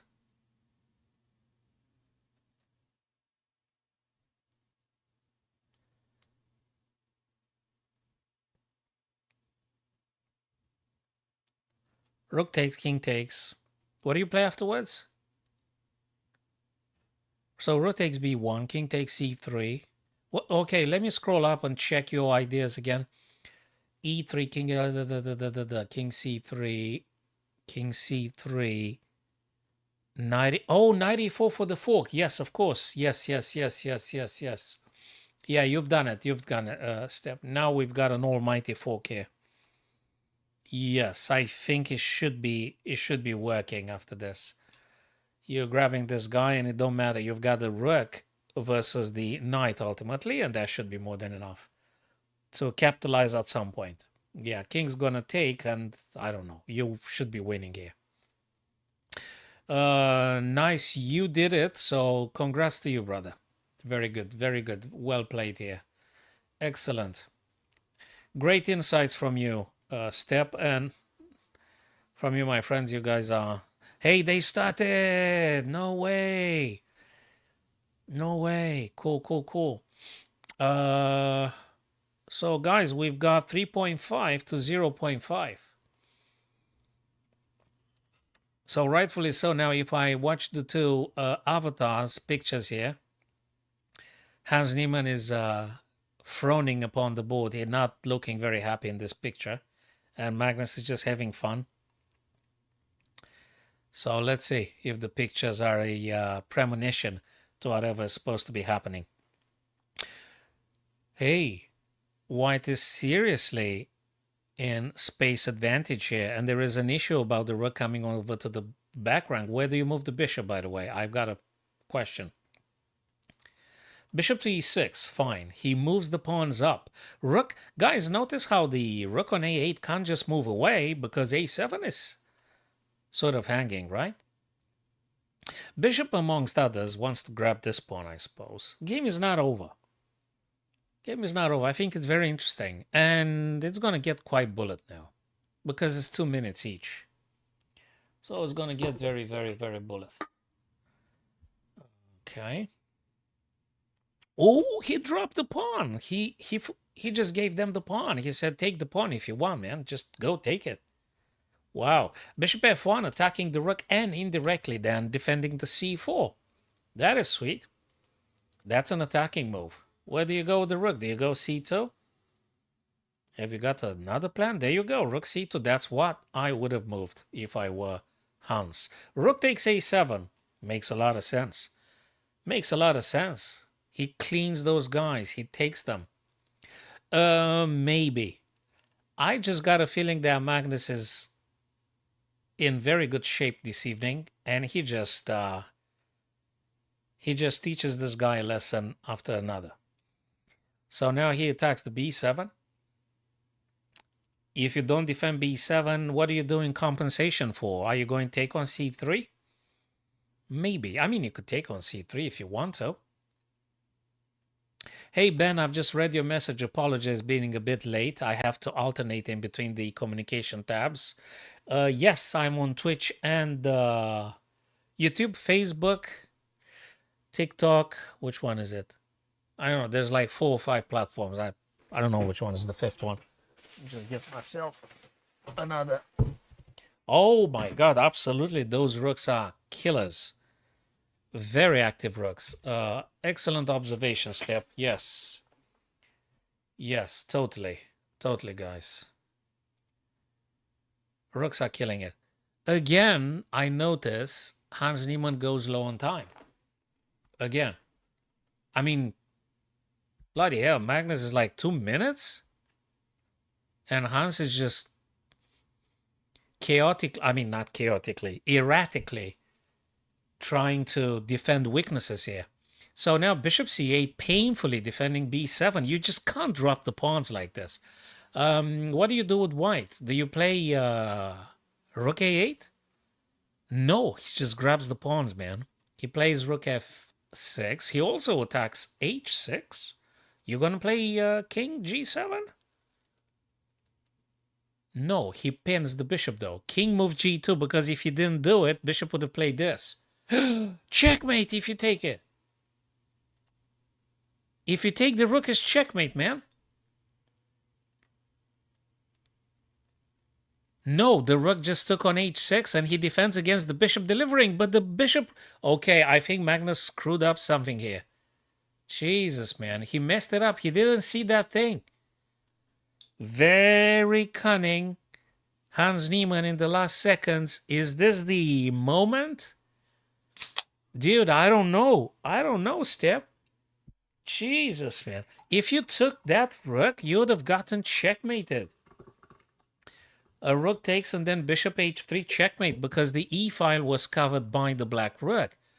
So I'm very sorry for Magnus here, but it looks like he slipped this one. He was about to be delivering another victory lesson to Hans Niemann, but now I'm not sure anymore. Weaknesses everywhere.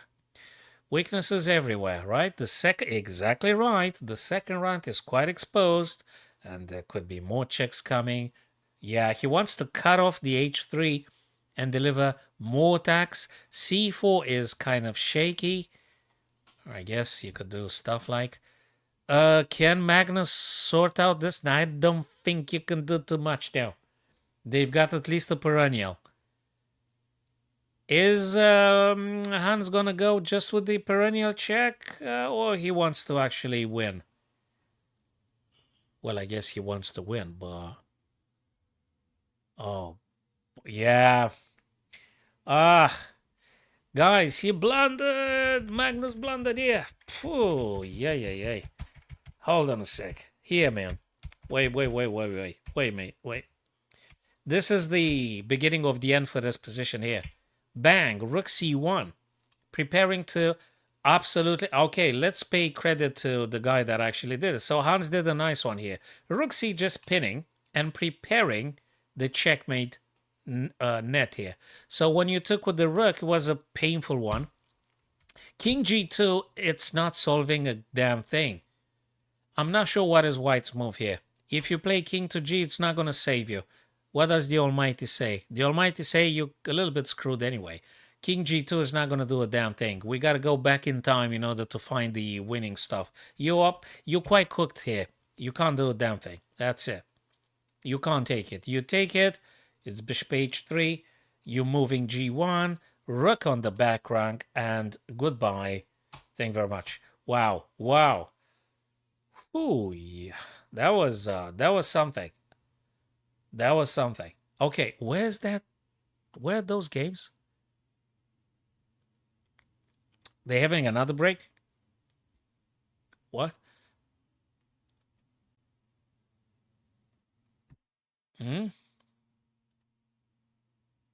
No, that was a checkmate sequence step. Yeah, that's what I mean, sorry, but I didn't anticipate that. But that was a nice plan. So he had a very nice plan. It could be they haven't maybe receive the server's information or something. There's something happening. I can't have the board with this, guys. I don't see the board. Where's the board? It's nothing here. So the score, my friends, should be actually 3-5 to, oh yeah, to 1-5. But where's the board?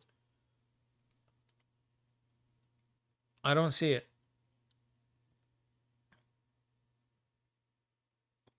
I don't see it anywhere.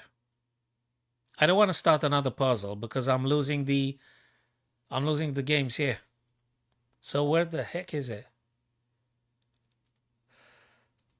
Wow, it's gonna get exciting, guys. So Hans Niemann has it. He's able to.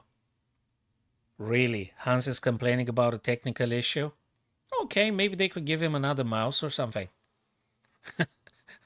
If that's about. I don't know. Come on, guys. Where the heck is it? White one, black one, black one, black one. Yeah, Hans Niemann won this one. Fine. Okay, I'm going to refresh the page a couple of times, guys. Hopefully they're going to be coming back. They were playing 2 minutes? Oh, bloody hell. Let's go for another puzzle then, eh? Okay, we're going to be back in 2 minutes then. Okay, let's have a look here. What is that? White to win and move? Well, I've got a pawn here. I got to move up. So if I move up, my friends, let me just show you. Well, I'm pretty sure you know this. This is the promotion square. So the black king doesn't touch this square. I mean, they mustn't touch this square. Let me just do it in this fashion, like this. So if I move a4, promotion square is outside of the black king's reach. But what the black can do here is just playing this and moving this guy down. Now, the question that I have is if I have to play king d2 first. But probably not, because the king's going to go here. They're going to be stopping my pawn. I want to win. I play this, and then I need 4 more tempi. How many tempi does black need? 1, 2, 3, 4, 5, queen. 1, 2, 3, 4, 5. But I'm promoting first. I think it's a skewer somewhere down the road. I'm going to push the a pawn. No, I'm going to push the a pawn. It's something with the skewer at some point. There's something with the skewer. I'm not playing this. I'm wasting my time with this king d2 an idea. You're going to go promote. The other guy promotes. And you're going to do, wait, this. Check this. Cool. If I do this and they do this, I didn't do a damn thing. There's nothing. Or there is something. No, because they checked me first. I moved the pawn. Yeah, you moved the pawn. That's it. It's a skewer somewhere, guys. It's a skewer. Oh, you've got to be kidding me. That was an important tempo. But they... Oh, yeah, but then I'm promoting. King E... Yeah, okay, doesn't matter now. Ah, I was close. There you go. You kind of think you see something, but still there was some finesse. Actually, I could have played this, because if king would have protected, I would have promoted first with check. That's why I would have won. Okay, back to the event. Heck, back to the event. Back to the event, back to the games. Come on, guys. Did you give another mouse to that guy? No. I don't know. Have we been spending 2 minutes with that chess ending that I failed to solve?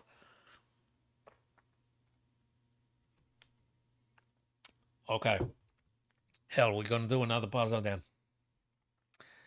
Okay, let's do another puzzle. Fine. Right. White. I've got a rook. I've got a queen. That should be enough for winning, right? Am I in check? No. Rook h1. King and checkmate here. Checkmate in 3 or something? Ah. Well, I've got a bishop. I got a rook. What do I play with? If I take with the rook, it's check. Forcing move. Ah. Wait a second. This guy's hanging, man. If I capture now... Wait a minute. Taking first takes, bang, boom. Bang. What?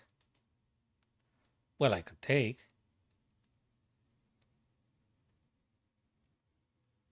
Taking first. Taking first and then play this and that? Well, I don't know.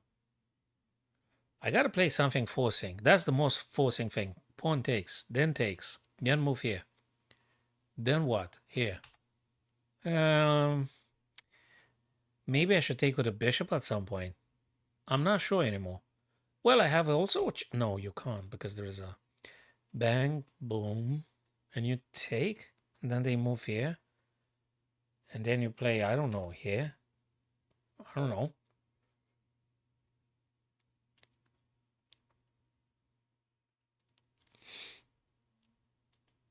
Is there any difference in between? Well, it must be a difference.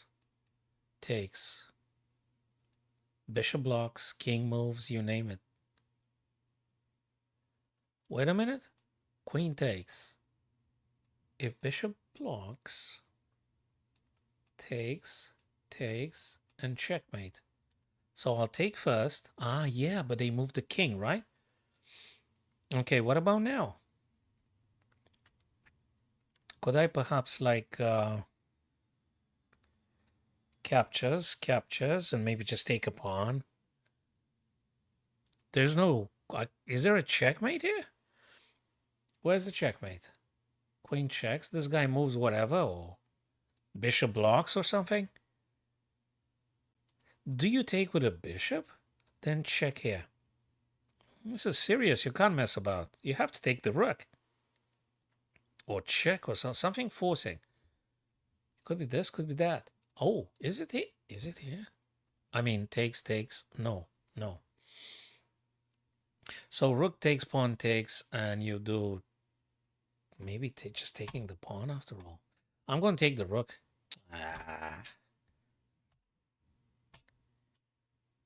What was it? The bishop takes? Are they back now? Heck with this puzzle. What is it? Yeah, well, I was fearing those guys moving down, you know, and like a billion checks and all. I don't know. Where am I supposed to go? Here, because... Yeah, okay. Next time. Thank you very much, Step. Let's go back to Magnus and Hans Niemann. So let's see what they're doing now. Whoa. There you go. They just started. Thank you very much, Step. Appreciate it, brother. Cool. Whose turn is it? Hans's turn. He's white, Magnus black. Finally, he had a victory. It's getting quite interesting. 1.5, 3.5. Yeah, they do a lot of Jacobiano for the time being. Let's see what they do in the section 3-1 and the section bullet.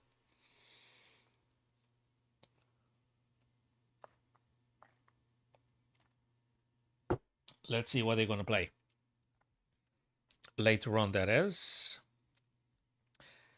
Magnus black. Hans with the whites. Castle, both of them. There is a backward weak pawn on d3. Just highlighting the potential weaknesses in the future. This square looks interesting for the knight, but there is a black knight here. Maybe you want to get rid of that knight by trading, so you can vacate the f5 for the other white knight. So if you capture on d4, you remove the defender of the f5 square, which you might be able to use with the other knight. Anyway, he played bishop to c3, attacking along this diagonal. It can't be bad. Actually, he threatens to take with the bishop, I wonder. And if the bishop take, you take with the knight. Probably makes sense. But let's see. Now I guess you got to take back with the pawn. And also you'll be inviting the queen. Exactly. You take back dc. And now you got queen, knight, and... Yeah, I mean bishop, knight, and queen. 3-3-6, 4-3-7. Oh. Interesting. They move very fast here.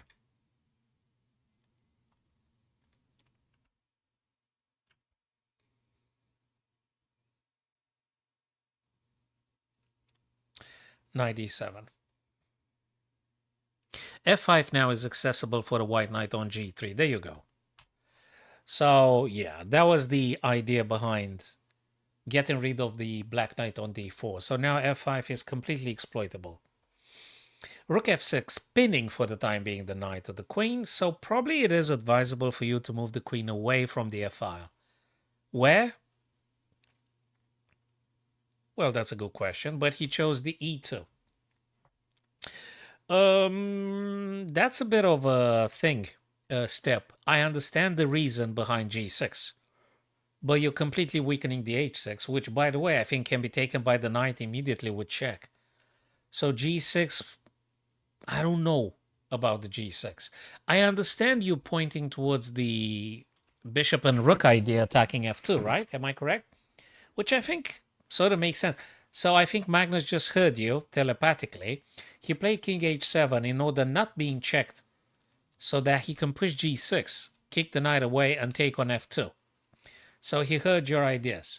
King h7, no longer checkable. After g6, there is no knight h6 and then potentially knight here, attacking the rook and defending f2. So yeah, that's why king h7 was played by Magnus. White now did rook ad. Okay, rook ad. Well, that's what the black queen is anyway. Now, can you do g6? He played a5. And white played king h1. Well, you move away from this bishop diagonal. King h1. So whatever happens, you're not... g6, your idea, step, makes sense. Knight e3, blocking the bishop's diagonal. So the rook and the bishop no longer attack together f2, because that was just the needed interruption. Okay. Do you play knight here? It's an outpost. Looks like an outpost. Knight d5 looks playable. Rook f just in case, and probably also he prepares f4 if I'm correct. I think f4 is an idea, and maybe you're going to be opening up the dark square white bishop diagonal. So f4, yes, exactly right, step, and very good intuition and calculation about your idea with pushing g6. You were correct about that one. And makes a lot of sense. Probably amongst others. Okay, queen took now. Probably f4 is going to happen sooner or later. g5 actually wants to prevent that step. So g5 is exactly intended to discourage white from pushing f4. Exactly right. It's good. I really enjoy discussing with you guys because we get the best ideas and we're using no engine. It's just our own raw understanding. Okay, black's to play. Hell, I don't know what black's going to do here. I don't know. c5. Selling off the center. Does it try to keep this guy a little bit blocked in or something? I'm not sure. Oh, he goes for the backward pawn. He's going to go rook fd attacking this guy. Yeah, he wants to go for the weak black pawn on d6. This is the plan that Niemann tries to go for now.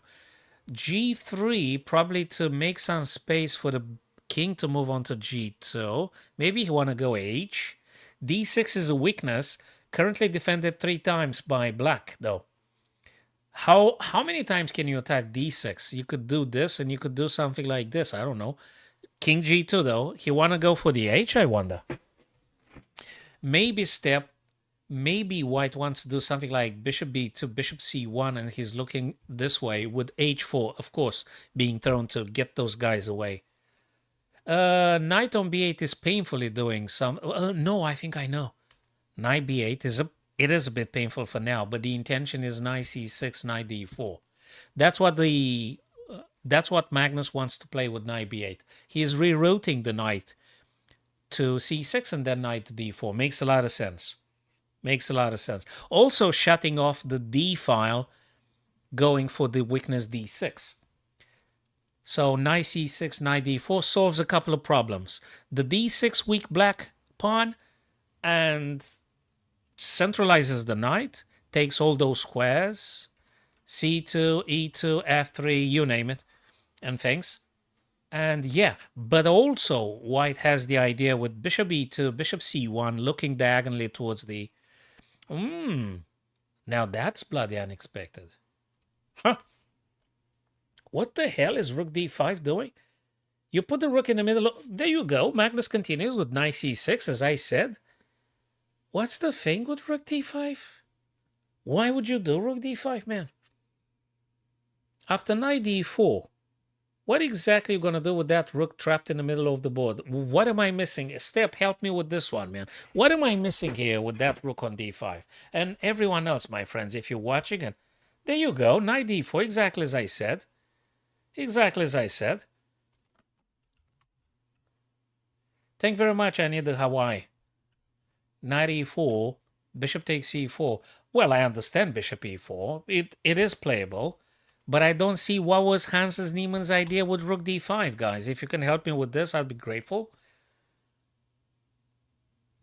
I'm not sure Hans Niemann is keen to grab the black now. I think he actually wants to play... I think he wants to play bishop d... Oh, he actually took. Okay. I thought he wants to keep the bishop for this diagonal. But hey... Oh, he wanted to take and actually make it available for the 5th rank attack with the rook. Ah, yeah. You've received 100 messages today. Hell, let's make it 1,000 messages then. Yes, I need the Hawaii. That makes sense.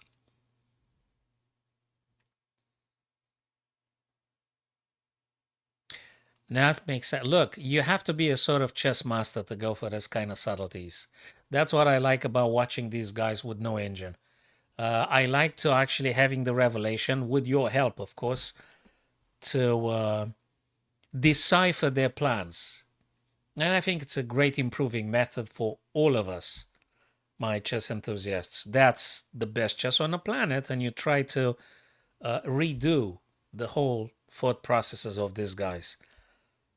Absolutely lovely. Again, I notice Niemann goes a little bit low on time, lower than his opponent.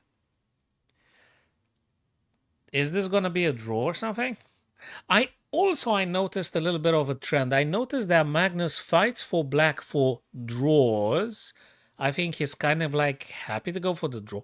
And with the white, of course, Magnus presses for winnings. Rook b5, as you said, guys. Good to you, fellas. I need the Hawaii and step. You guys got this one correctly.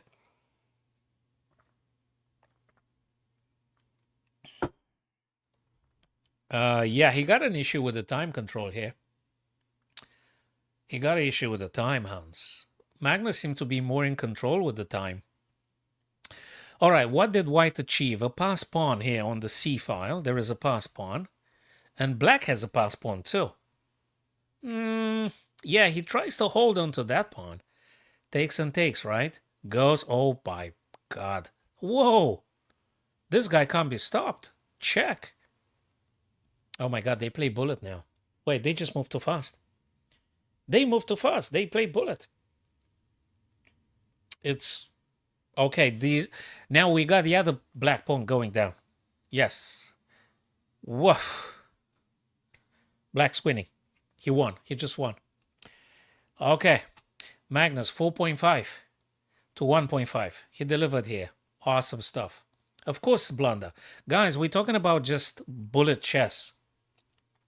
In the bullet chess, even at the top minds ever, they are prone to massive mistakes, blunders, that is. So, you see, bullet chess is entertaining. It's thrilling. It's funny. But it lacks depth at some point. Because these guys, which are monuments of human chess, blunder when you take the time away from them. So, okay, it's fun. But, I mean, a blunder, right? That they normally would never do it in a rapid time control, or they would never do this in a rapid. But in the bullet, heck, I mean, yeah, sure. Console Cave, good to see you, my friend. Thank you very much for stopping here this evening. Well, at least it's evening here in London. It's almost 9:15. We're watching something taking place in France, Paris, and it is entertaining. And, well, you know, we've got the 5+1 section for the time being. We're going to get to 3-1 and then half an hour bullet where I'm expecting to see even, more blunders you can expect for that kind of bullet chess. Okay, knight attacks the bishop on f5. Probably you're going to play bishop g6 or bishop e6, apparently. I think bishop g6 was a bit cooler because kept an eye on the queen. But also, if you play bishop g6, knight would have captured. I'm pretty sure. Dude, if you have the necessary money to buying the tickets, why not? If it's not an issue to pay $1,500 or whatever the price would be for the tickets, totally. Happy for you. Would have been cool. Maybe you get these guys to give you an autograph or something, and then you sell it on whatever platforms. Memorabilia from these guys. Okay, rook fd here. Bishop f8. A little bit in abeyance here. Black plays like waiting for white to decide something. The black rook is where the white queen is, so I suspect Magnus is going to move that queen away. Probably right now.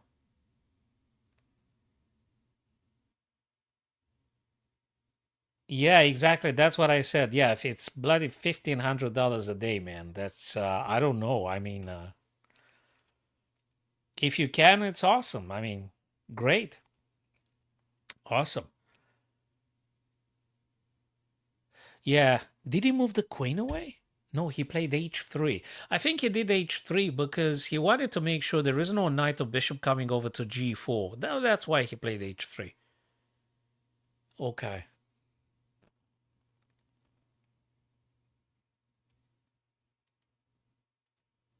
And probably he wants to push g4. Am I right? Expanding and things. Maybe. This knight. So black took because black opened up the c. Now more pressure on the c3. You have to move that queen away. Dear Magnus, move that queen away, eh? Move the queen away, man. Just where do you move the queen? Queen d3 to trade off? I mean, you can't go d2, right? So it got to be d3 or b3. Which one is it? Are you going to go b1? You have to move the queen away. Queen d3. He must have heard me, right? Queen d3. Queen takes, exactly. That encourages black to proceed with the tradings and stuff. Queen d3. Now, if you take with a pawn, exactly, you're forcing the black knight to either move away or to take your guy here. You're going to take with a pawn with the bishop. Okay. I wondered if the pawn was also playable, interestingly. Okay. Where do you go with the knight? Here or here? Would you go e5 or would you go d4? This bishop is beautifully aiming at the g7. Can you try something about this? Isolated pawn, absolutely. What the hell did just happen? These guys are maniacs, man. They played so fast, I didn't even have time to think the hell was going on. There was some tactics here. So bishop takes. If you take with BA, you're dropping the c3. I see. So bishop g7 in order to compensate. King takes and pawn takes. More isolated pawn. Rook c3.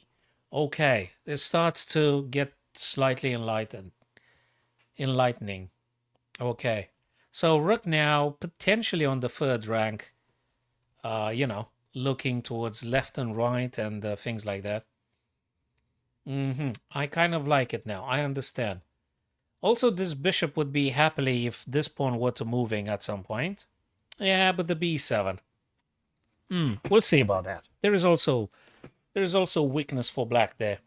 Not mentioning there is also the white rook here. So if you move the black knight, the b7 is kind of hanging. Knight h4. Okay. Knight h4. What does that do? Opens up the diagonal. Therefore, you can't push the pawn. Or if you push the pawn, you exposing the b7 weakness. Come on. How can you? He pushed the b5? f4. Ooh, f4 for f5, attacking the bishop moves away, then I take this guy here, attacking d rook and attacking d knight. Rook moved away from the bishop's diagonal. Oh, that was a sweet idea from Magnus here. But I think f5 is still playable. He fixes the pawn on d5 in order to make the bishop completely inoperable. That's a nice, this is a strategical idea, my friends, because we were discussing about the tactics and strategies of chess. d4, it's fixing the black pawn on d5 so that the bishop is no longer efficient. And exactly as I said, f5 had been played, you do have some nice attack on this black pawn now, and solidifying these three guys together. 1, 2, 3. So these guys are connected. And cool. Bishop now is super happy. The g2 white bishop, very happy. Rook goes. Where does the rook want? No, nowhere. Maybe you want to play. Nah, you can't play anymore. a4 protects the knight. You can't take it unless you want a second exchange, which is too crazy. Are you going to play knight e5? King f2. Probably he goes for trades. King likes supporting any white rook that may want to play on the e file, and also not allowing the other black rook on e8 coming down the board in case rook goes hell knows where. Bishop a6 by Hans. He wants to push this guy. Knight e5. I did say about knight e5 because it makes sense. It's an outpost after all. Where else do you want to go with that guy? Well, keep the knight in the center. Something's going to happen anyway. But I noticed in this game here, Magnus is having 1 minute, and Hans, not very often it happens for him to be having 30 plus seconds extra available. Not very often. Oh my god, knight takes d4. Again tactics. Again tactics and tactics. If you took this guy, then rook would have taken the other guy. He removed the defender of the knight. Check first. You couldn't have taken because it was a fork here. That's why you couldn't have taken on f6. And that's what we got at this very second. These guys are formidable in terms of fast and accurate thinking. These guys are absolutely formidable. I absolutely enjoy watching them playing. As per Ali Reza and Hikaru Nakamura, they are absolutely phenomenal. The speed at which they think, take decision, and act upon it. It's absolutely impressive. Absolutely impressive. Okay, let's look at the pawn structure and what's going on here. This is a weak pawn on a3. This one is weird, but you can solve it. So black has pawn majority on the queen side. Black now has attacked white on g4, which is a weakness. Of course you can defend it. Yeah, there you go, bishop f3. Of course you can defend it. And now I wonder if white wants to go for rook d5. You need to attempt, or maybe what can you do? Wait a minute, can you play... Was it a rook on the back rank? Sorry guys, have I missed something? Rook d8? Oh, rook d8, rook g8, I see. I see. I see, man. I thought you're going to win a piece. Apologies, you're not. Pressure on the pin piece. How do they say at chesskid.com? PP on a PP, yeah? So g5, pressure on the pin piece. PP on the PP. Now you can play back rank, check, and forking. King and goodbye bishop. Oh, that was a subtlety. But black can take on g5 for tempo, right? H takes g5 check. Aren't you supposed to play this? In the worst case scenario, you're just going to move the bishop. But probably you should take with check here, right? You play with tempo. No, you move the king back. Making again accessible vacating for the rook to play g8 if there is a back rank attack or anything. Look, this is going to be a draw. I think black has just telegraphed white with this thing that actually he want to make a draw. No draw. Rook takes g5. What's going on here? They play bullet chess. 2 seconds. 2 seconds for Niemann, 9 seconds for Magnus. Bullet again, guys. I think gonna be a draw now, eh? Yeah, gonna be a draw. Gonna be a draw. There you go. Draw. Absolutely, absolutely splendid. Another one here. So we've got people. We've got 5 points for Magnus, 2 points for Niemann. 3 points difference. Another Italian game. Someone said they do a lot of gioco pianos, and that is correct. I mean, probably the first 10, 15 moves are played by the book, right? Or the first 20. I don't know exactly. And then they're going to start, slipping through some novelties or some secret sidelines that they've decided with their coaches in the preset of the games. You go 10, 15 moves by the book and then you come with something unexpected all of a sudden. Probably.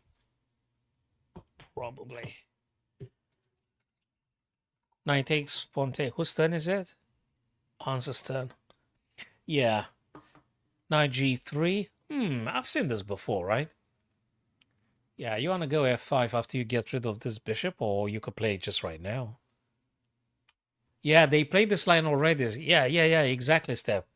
Yeah. They did this one already. They totally did this already.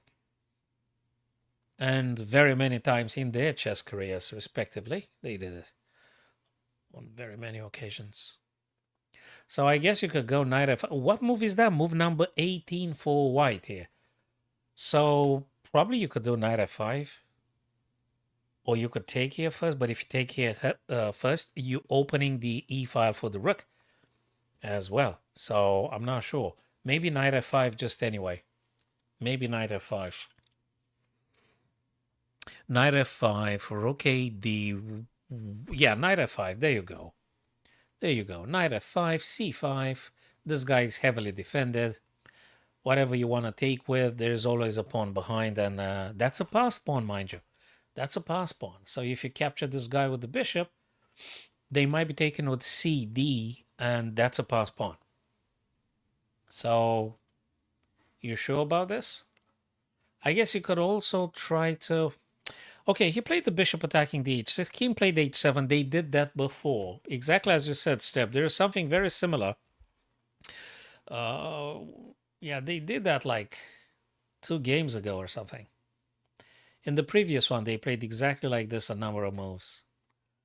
I wonder when are they going to do the King's Gambit or something? Probably they're going to do that in the bullet. I think in the bullet we're going to see more madness in terms of unorthodox openings and stuff.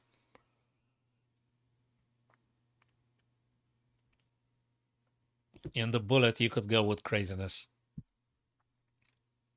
Hell, 1 minute. It's absolutely mad.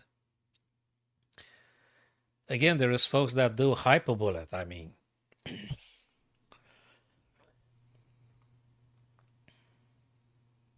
I don't know what to say. Don't know what to say, buddy. I don't know. Kit Kat or Meow, I don't know. You could ask on the forums, or go to the Twitch official page and ask them that. I guess they never heard that question before. So you may ask him.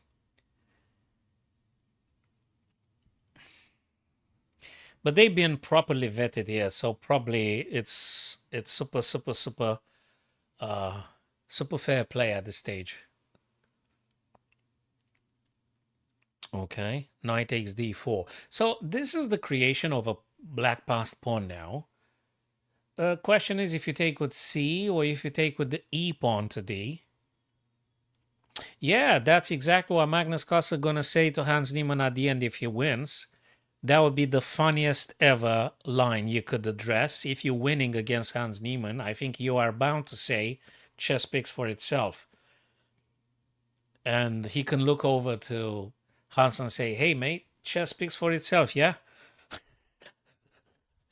Just with the purpose of irritating the other guy, eh? Unless you choose to be very elegant and say, yeah, my opponent played very well this evening. I was lucky, but I was this and that and stuff. You know, the formal statements. So you can go for the formal kind of statements. I thank you, my opponent. Thank you, my mother, my neighbors. Thank you, this and that. Or you could be more authentic and mean. I mean, you can be authentic without being mean anyway. So knight c6 now. Yeah, knight c6. I mean, what do you want to do with the knight on e7? I don't see where you're going. It looks like a draw. Although these two white pawns on e4 and f4, this guy is going to go up very, very soon. Now, if you decide to go for f5, you're vacating the e5 for the black knight. So I'm not sure you really want to do this. So in the minute white pushes the f5, knight can jump in. Okay, opening up the a file for the black rook now. And another pass pawn, that's no more. Bishop takes, and now I guess knight takes? I guess knight takes. Knight takes, rook takes, and this guy is very much capturable. Yeah, there is some e5 indeed. That's another idea. But now it's black's turn. I guess Magnus going to take the bishop? If you don't take the bishop with black, white could just very well play bishop d2, retaining the bishop. Choices, choices, choices. King g8. King g. There you go. There you go. Bishop d2. Magnus didn't take the bishop when he could, and now goodbye, bishop. Bishop d2. Exactly what I thought I would have played myself. So bishop d2. And now the bishop is strong and very active. Look at this. Bishop d2. Yeah, you didn't take the bishop. There you go now. I think he should have taken the bishop. He should have captured that bishop on b4, I guess. Now the bishop is quite strong. Looking this way, looking the other way towards the king, it's quite strong, this bishop. The knight on c6 serves the main function of defending d4 now. That's one thing. The white rook on b is super active. The black rook on c5, I don't know what you're doing with that rook for now. You need to redeploy the rook, maybe a5 or something, I'm not sure. What do you do with that black rook anyway? Apart from defending or rook b5. He wants to create a pass pawn on the b file, supported by the rook on b, and just push that guy also. Maybe some triangle with the bishop and things. Okay, we'll see about that. Maybe, amongst others, if black doesn't take, white wants to make a battery and go for a queen and f7. That's also an idea. Or maybe rook c6, attacking potentially here. You could do many things. So rook b5, I think, wants to follow with rook b in principle. You don't want to take the black rook because you're going to be connecting those two pawns, and actually you're making black a favor here. So you don't really want to take the black rook. You actually want to make a battery. That's what you want to do with the white rooks, I guess. I'm going to ask Hans after the game if that's what he wanted to do. Queen g3, f6 to further support the black knight. Oh, then not just that. f6 is because bishop takes h6 and you can't take because it's pinned. So f6 actually supports the king defensively speaking. You could still take the pawn if you want to. But you got to be careful about some other things. And there you go. There you go. Bishop h6, still playable, exactly as I said. So you got to keep a rook or a queen all the time on the 7th rank because you're going to get in trouble. If Hans has more time, I think he's able to build up something with rook b1 and then rook to b7. It's the old idea I said with the 7th rank's rooks, and now you've got a queen g3 and the bishop h6. It's quite of a serious threat, this one. There is a threat. It's something. Oh, they move like crazy. They move like maniacs. I mean, they move too fast now. But that's the current position we're having. 10 sec for Hans and 1 minute 18 for Magnus. Queen now hits this guy. Okay, this guy is dangerous. Okay, looks to me black's going to win again. Black's going to win. I mean, Magnus going to win because this pawn was hanging. He got more pawns. Wait, is there any perpetual? Well, there's like a billion checks. So white needs to check like crazy because you can't allow black to expand and... Okay, he has a pawn majority and the pass pawn on the e file. That matters absolutely. Queen here pins the pawn. You can't push the pawn because you're in check. Is it? Maybe. Magnus, I think, also wants to flag Hans here or wants to make him a blunder. He got pawn majority and a pass pawn. Actually, he's got a pass pawn on the e file step. So that's the thing here. Black enjoys a pass pawn. Knowing Magnus, he will be grinding this position until there's no more nothing. I don't think he's going to accept any freaking draw at this stage. He's going to play here forever until either perpetual check or he wins it. That's his expertise, I guess. This is Magnus's expertise, this kind of things. I think he's going to capitalize, yes. This one is a pass pawn. What you don't have step, you don't have any other checks. You can't check the black king no more with the queen. And this guy is coming down. And also there is this checkmate coming. By the way, whoa, there's checkmate coming in a move. And if you try to prevent, you can. But after we trade off the queens, this guy is going to become... It's going to be promoted sooner or later. Beautiful. Beautiful ending. Absolutely phenomenal. Absolutely gorgeous. And another... Oh, Sicilian defense. E4, C5, knight F3, D6, bishop C... Sicilian defense. Castle short, both of them. Okay. Now that's going to be interesting. Sicilian defense.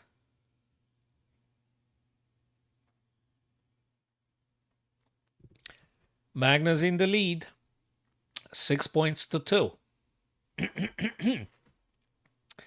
Looks like he's teaching Niemann another lesson. Let's see. Rook C, of course. Rook on the C. Gonna be some trades with those pawns.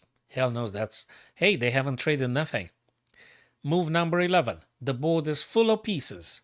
Not even a single pawn had been traded here. It's freaking everything. It could be going any other way. Okay, he starts with the trade. That would be double pawns on the e file. Hey, I had at some point a game against one of the lads at the club in West London, and my colleague Xavier, he played something similar like this with the 2 black pawns on the e file. There's something that happened. Yeah, I made the film on YouTube about this kind of thing. I mean, I've recorded the game I played him during the summer camp, like 2 weeks ago, I think. I need to revisit that game. Okay, Queen F3. So what we're having here is double pawn on the e file. This guy is only defended by the queen. If you manage to bring a second attacker, you might be putting black in some difficulties. Oh, and there is something else also. You might be enjoying some bishop g5 if the other bishop goes here. And actually, that's even more problematic. Your knight can't be kicked away by the pawn because you got an a pawn. So the knight on c4 will keep an eye on the d6 square. Specifically, if you want to play a bishop, I'm going to take it. Then bishop g5, quite a nice pressure with the queen here. You risk having more double pawns and exposure, massive exposure on the g file. I'm starting to liking this game as well. There you go, second attacker here. He played a6 in order to play b5 and still do challenge the knight. But queen went to g3. This is beautiful because looks at bishop h6. So he gives away the knight. Magnus gives away the knight. Sacks a full piece here. Well, not just yet, he took it. Is he going to move the knight or not? Is he going to move the knight? There's out of the question knight e5 because bishop d6. And I think you're going to cry. He's not going to do this. Obviously, that's a blunder. So knight e3, though. Knight e3, he needs to redeploy that knight somehow. Maybe knight f1 to making again possible the bishop h6 with the queen threatening g7 checkmate, or push the g6 and you lose the rook.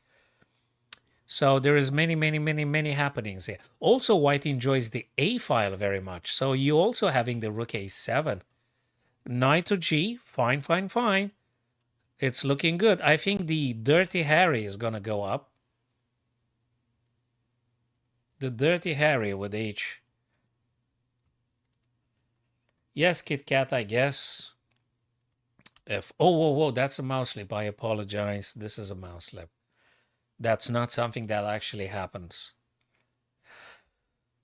Queen h3. Oh, guys, have a look a little bit into the future. Have a look a little bit into the future. If the d3 pawn wasn't there and the f pawn wasn't there, you would have a queen h7 with devastating consequences. Have a look into the future. When it comes, it would be now, right?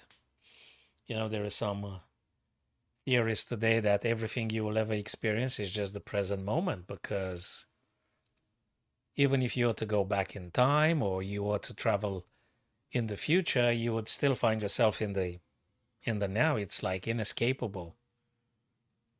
It's not necessarily chess related, but it could be, because you're gonna play chess only in the now anyway. And even if you watch Alakai or Paul Morphy's games, it's still gonna be now. Yeah, looks like the eternal present can't be escaped, eh? We're trapped in the eternal present. Oh man. We can't even escape. You can't escape the present moment. You try to escape, but you cannot. Impossible. Impossible. Bishop d7, attacking the rook and attacking the f5 together with the queen. Double attack also here. You move the rook, I might be able to grab this guy on f5, I guess, with the threat of h7 check. And, well, it's not checkmate, but it's incredibly painful. Well. And also Magnus is boasting 3 minutes versus 1 minute 50 sec. So white is doing very well. I think is a serious advantage for white here, positionally and tactically. Both of them have the bishop pairs, so that's awesome. I think Hans Niemann is a bit of in trouble, exactly like it looks in the picture. I think he's a little bit upset now. I hope Magnus is gonna be elegant and he's not gonna pour more gas on fire with mean comments or anything. But I guess Magnus is gonna have a smirk at the end, winning or something. He's gonna have a smirk, and that will drive Niemann crazy. I think Hans Niemann gonna be driven crazy by Magnus's smirks. Magnus gonna arrange his hair and he's gonna, yeah, well, you know, my opponent fought well, but I guess I was more prepared. Something like this. And then Magnus would say, yeah, well, you know, as Hans Niemann said on numerous occasions, chess speaks for itself. So, yeah, I just won. And Niemann is going to retire for a couple of months. Or he going to go fuming to Kramnik and he going to say, you taught me wrong, man. I shouldn't have listened to you. I mean, I don't know if you're going to go crying to Kramnik or not, but I'm just saying. Okay, bishop c4. g5, yeah. Look, they're both quite good, but one of them probably might be a bit better this evening. Great prospects for the white rook here. There is a little bit of a pawn storm here, but, well, bloody hell, if he opens up the f. Yeah, but the rooks will be diminished with the rook straight.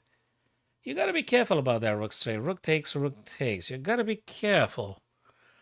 Do you know something? Magnus is having an eternity of 2 minutes 40 seconds, and black is having 20 seconds. That matters very much. Matters very much. and it's black's turn, and it got an issue with the time again. I'm really curious to see also the bullet section. I'm not sure how gonna be. Well, you never know. Did he get flagged? Did he get flagged? No. It was just a delayed update. Is he gonna do rook battery, rook 8 to d1, I wonder? To prompt black to making trades and stuff? And then gonna take back with the other rook now with the pawn because you'll be isolating B and D. Yeah, there you go, rook AD. And if rook takes, if he had taken, you take back with the rook. You don't want to separate your pawns and having isolated on B and isolated on D. Anyway, that was just a side story. Okay, rook c5. Okay, going for diminishing the rook. Oh, whoa, whoa, whoa, whoa, whoa. That's it, fork. He gonna resign. Rook d7. Wait, rook d. Yeah, rook d7. King moves. I'll take your guy. You take my guy. But I gotta pass pawn. He went for actually for bishop e2. There's a lot of ideas here. He moved the king to the 6th rank away from the potential of the fork. But now he connected this to. These are two pass pawns. White's going to win. Is two pass pawns on B and C columns. I don't see how you're stopping those two. I don't see how you stop it. Rook H seems to be just fine. There you go. Seems to be absolutely fine. Passed pawns though. It's a passed pawn. Nah, he gonna find the winning here. You could even take the pawn. That's check. It's non-negotiable. Right? Rook takes h7. It's a check though. And then you can push the pawn if you want to. Because the rook defends it. If bishop takes, rook takes. You don't need to do nothing with this, guys. Just stay put. If they take, you're going to take with the king, attacking with the king, the e4 black pawn. Of course, white's winning here. There you go, exactly as I said.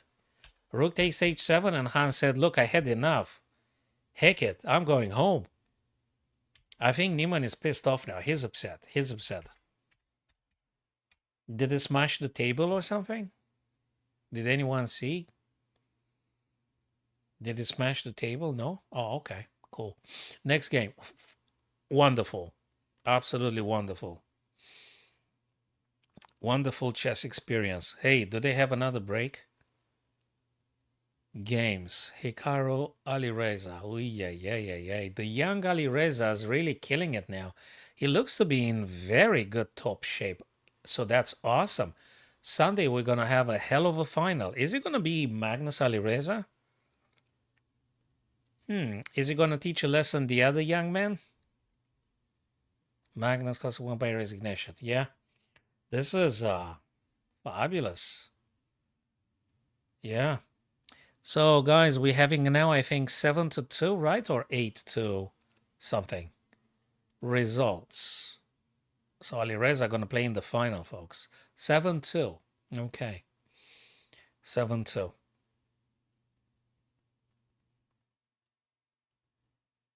Yeah, they're having a break. So, guys, I'm going to go grab another drink.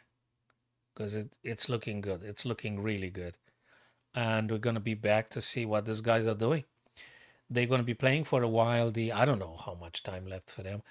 I think they finished the 5-1 section. So we're going to be seeing 3-1 crazy bullet now. And then the super crazy 1 minute bullet. So 3-1 still blitz. And 1 minute is just bullet. And gonna be mad. But Magnus has a very comfortable lead now. 7 points to 2. That's a difference in between the two, at least at this very moment. There is a difference in between Magnus and Niemann now. 7-2. I mean, it's not 5-4. It's 7-2. It's 5-point difference. So, yeah, what do you want? He's just... Magnus is just killing it. Absolutely stable. Let me just go grab a quick drink again, and I'll be back. I can't tell you what I'm drinking. It's something legit. I'm drinking holy water. And I'm drinking holy water. And you're going to be back for this. Yeah, totally, guys. That's really cool. Okay. All right, we'll be back in a sec, fellas.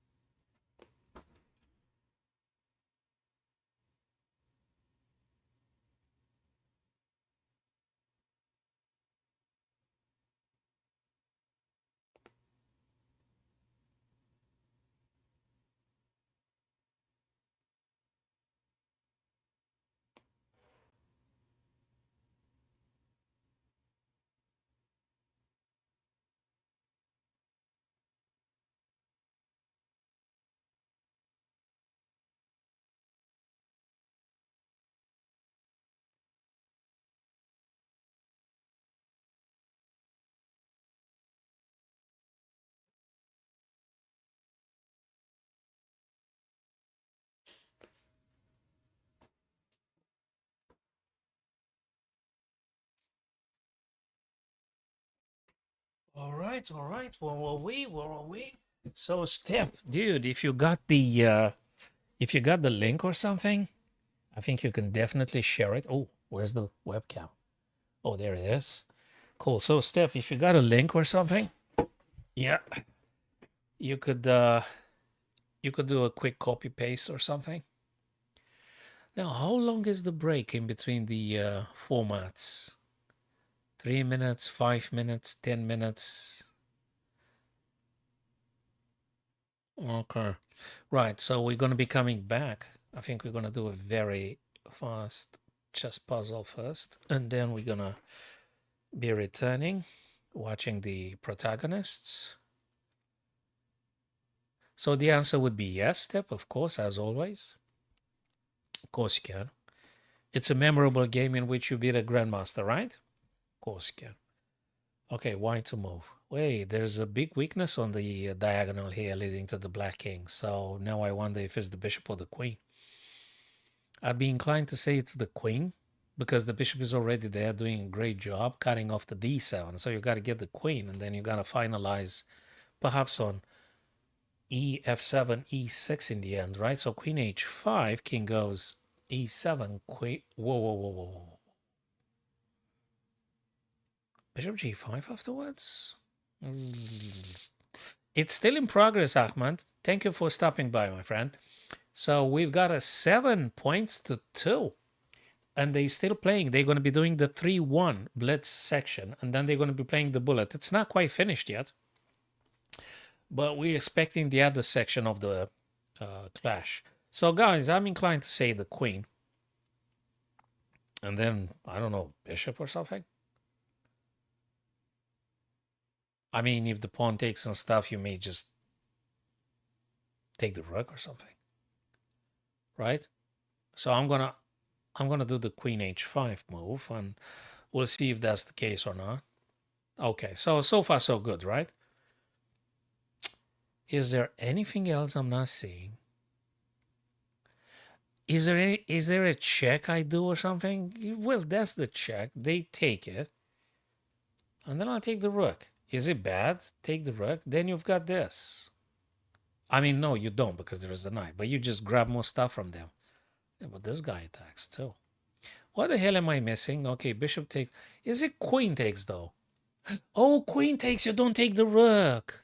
You checkmate in the end. Let's look at this again. Bishop g5, pawn takes, queen takes, check. Where does the king go? f7, check, and checkmate here, like in 3 moves, right? Bishop g5. You take the pawn on g5. You don't take the rook. You take the rook, get in deep trouble. There's billion possibilities, right? So you take g5. That's forcing, right? King's gonna go, I don't know where. But then you continue with the checks. And it's indefensible because it's indefensible. You don't take the rook. That's cool. That's even quicker. Do you take with the queen or with the pawn? No, you take with the queen. This guy goes here. You're going to use the bishop. That's it. Yeah. Oof. Lucky. Pure luck. Oh, yeah. Facebook was the 5th platform that I'm multi-streaming to. Yeah. It's, which one is it? Twitch, YouTube. These are the biggest, right? Twitch, YouTube.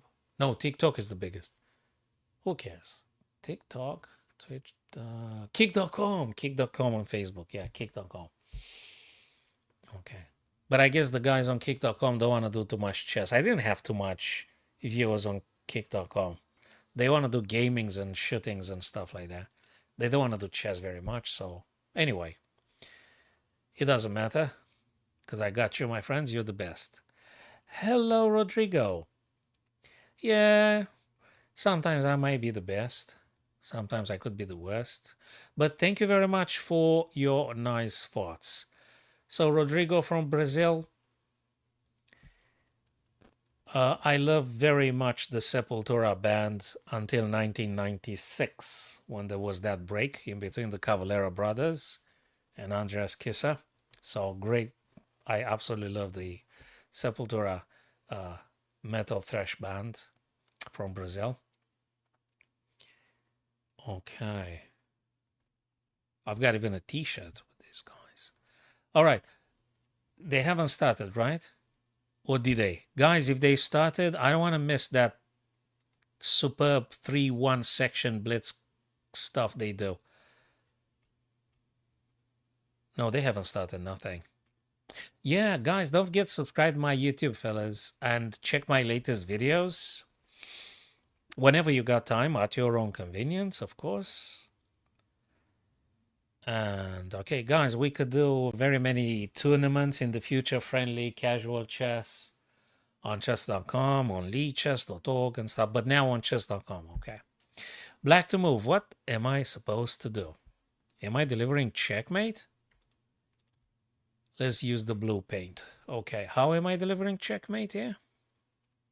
Do I move rook? Do I attack with the queen? What am I doing? So what have I got? I've got his check here, right? But the king was gonna go this way. And then how exactly am I attacking? Nah, I gotta keep the queen here. I think we're gonna go this because that pushes. And then again. And then that this. And then this.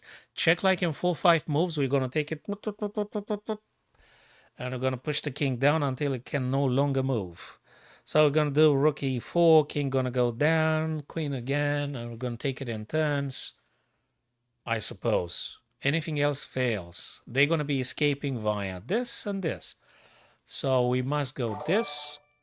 Thank you very much for subscribing, Rodrigo. Yes. Okay, cool. That works. Is it this or do we need to change some plans here?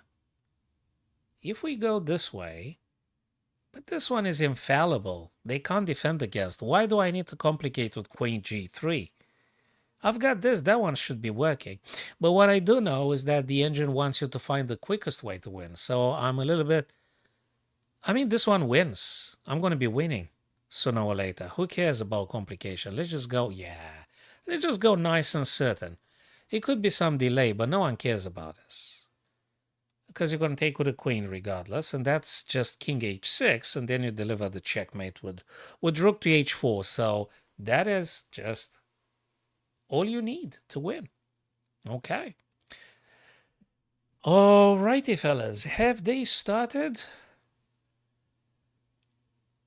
Or Hans Niemann just gave up, smashed the table, and went home in an outburst of rage?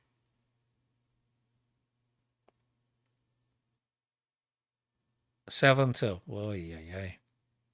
Tough for Niemann now. I think Magnus is enjoying himself now. Because like 7-2, right? We'll see how the 3-1 goes. The bullet? I don't know about the bullet. But I do know we're going to try and attempt solving another quick puzzle. Maybe with your help, my friends. We've got an almighty discovered check here coming from the black queen. Probably. Where do I move the knight, though? Do I go here for supporting queen to g2 after king goes in a corner? But you know something funny? If you play this, they're still having the queen. So I guess, no. The plan is simply to block having a discovered check, but blocking the queen's access to g5 blockage. So you've got to do knight to e5. You check the king discovered. Queen can't correlate and step nothing. Yes, step, that's exactly right. Bingo, my friend. So knight to e5, blocking the queen. King's going to go whatever, and then queen g2. Yeah, it's 95. This is crucial. 95 is crucial because you have to stop the queen. Yeah, well, you have to stop the queen. And then queen g2 is pretty much, is absolutely unstoppable. Not pretty much. It is just unstoppable. It's just unstoppable. Yep, you've got it right, Step. You've got it, my friend. That's the case. I think this one wins the queen because we're going to do a background check. In case king moves, you always have the knight to g4, 4 king, queen, and king, and probably that's it. Yeah. Now the question would be after you play the check, they might be blocking with something. And I don't know what you're doing afterwards.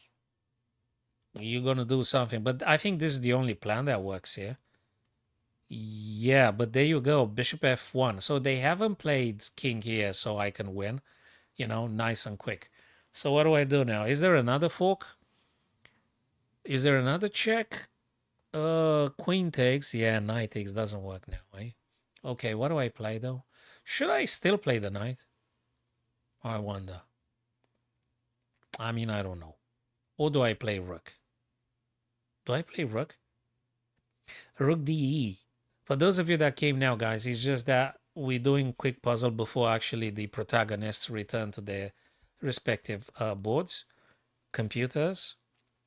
Rook DE8 attacks the queen. Wait a minute. Do I do this? Check. Queen takes. Rook takes. Nah, I'm not sure. I don't know what to say. Do I play queen though? Let's say this guy. No, you can't do this. It's ridiculous. You can't do this. Do you play this? I don't know. What do you play? Bishop c4, rook takes. I don't know what do you play. Probably this. I mean, you attack the queen. Queen has to move. And then I'm not sure. Maybe you're able to do this. You play this. Queen's gonna go f4 though. So what do you play afterwards? I don't know. Step, what do you suggest here to play? Rodrigo, Kaokori, Ahmed, what do we play here, my friends?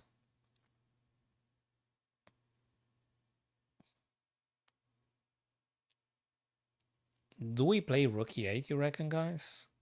Let me see my TikTokers. Guys on TikTok, what do you think we should be playing?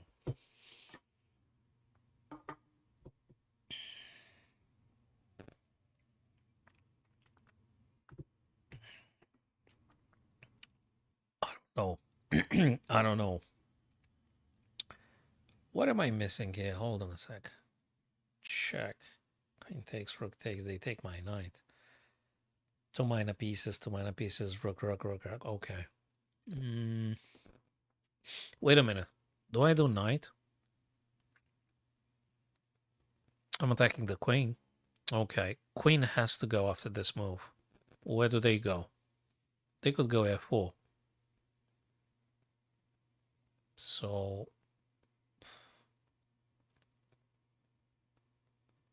let me look again at this stuff. Rook takes. Okay. Then I'm not sure anymore. I'm not sure what I'm doing. I don't know. Sure. I'm not sure what I do.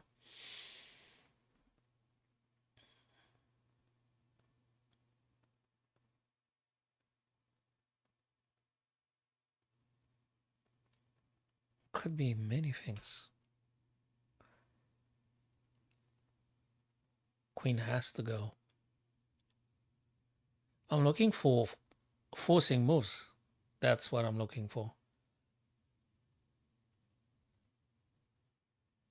And then what do I do with the rook?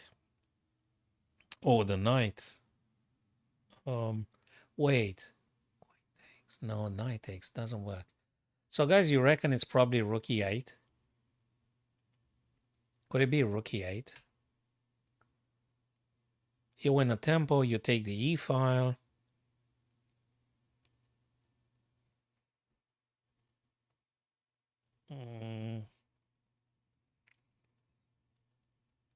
Queen sacrifice? I don't think so because knight captures. It doesn't work. No. So I'm oscillating in between rook e8 and knight g4. Which one is it? Sorry, I don't. Rook e8 makes a lot of sense in terms that you attack with tempo and you. Yeah, well, that was too beautiful to be true. Is it the other idea? Not even that, man. There's a convoluted one.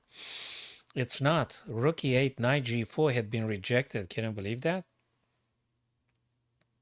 It's got to be another tacticality here. It's another tactic. I don't know which one is it. Is it bishop c4 again? Bishop c4, rook takes. Why? Why? The heck am I supposed to do, man? Check, takes, takes. I'm lose the knight. I lose the knight here. I don't know what I'm doing. It's something with the knight. It's something with the knight. What, this kind of fork and that's it? Do I need to go backward move? You know, the backward moves are the most difficult to be identified, apparently, in the human psychology. The knight moves, the backward knight moves are the most difficult to be identified. I mean, I thought I was supposed to go towards the king, not backwards. Yeah, I know it's a fork, but I thought it's supposed to be something more aggressive going for the king. I wasn't. Okay.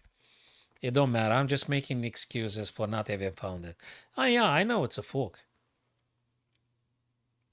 And even if they play the queen and stuff, you're still taking here, right? Ah, I'm sorry. I've been a disappointment. Yeah, there was just a fork, and it was just a fork. Queen takes, and you're gonna keep playing, having queen, rook, and bishop versus queen, bishop, and knight, and the bishop is pinned, and yeah, you have more power. No, I've seen the fork, but I've ignored it because it doesn't look appealing to do backward move with the knight in order to fork a rook and a queen. But so I thought it's something to do with attacking the white king. But some puzzles could be this way. Yeah, sorry, man. I'm sorry I haven't found it, but hey, we're gonna keep trying. Have they started though? Yes, they did. Oh my God, I apologize. They did start. Cool. Sugar, they started for a while. Well, I didn't know how long would the break be. Okay. What have we got here? Hey, two rooks versus rook and knight. That's what we can call a little fortress here. King can't be checkable. And what works for black here is that this guy is quite strong. The knight on c5. It's quite strong. Okay, Hans Niemann went with queen d1. He went for the weakness. The backwards black pawn, which is weak. Now he attacked the rook in a corner. Rook moved over to f8. Pressure along the f-file. Where you might theoretically want to find a way to get the knight here. But not now because the queen takes it. Also, there is a pass pawn here. Double power on the d6. Rook f6 to defend d6. H, the dirty Harry, goes up. With h5, right? Or maybe g4 as well. He pushes the pass pawn though. A pawn. Bang, boom, probably. You got to do this at the right time. Maybe a4 will be serving as a launching platform for the black knight on b3 and such. You never know. Then the knight will be positioning itself on the d4 square. Could be. But now the white rook battery wants to go to b7, mind you guys. So that's another idea. I'm not sure how this is going to turn up. Queen a8, pressure on this pass pawn.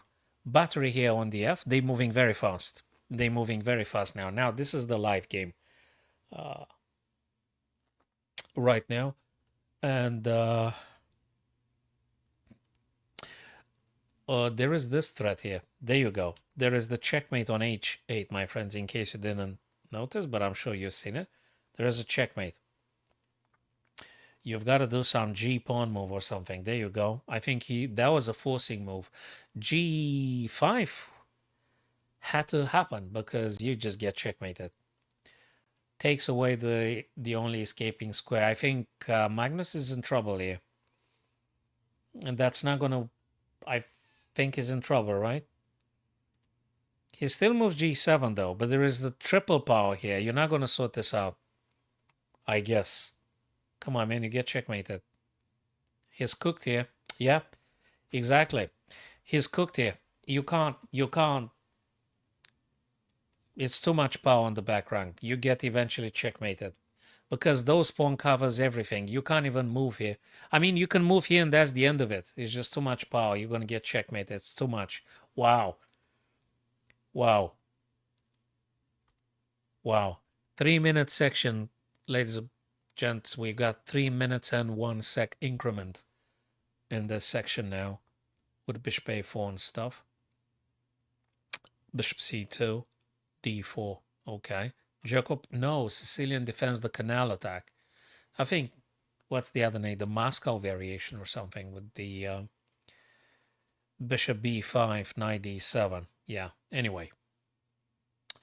Bishop e7, preparing the castle short for black here. Okay, 7-3. Let's see how Magnus is doing in this Sicilian. So yeah, we get to see canal attack as well. Nice one. Knight bd2, developing. You could castle short. Why not? Rook c8. Yeah, in the Sicilians with the rook, you do play rook to c8. Rook to the c file, of course.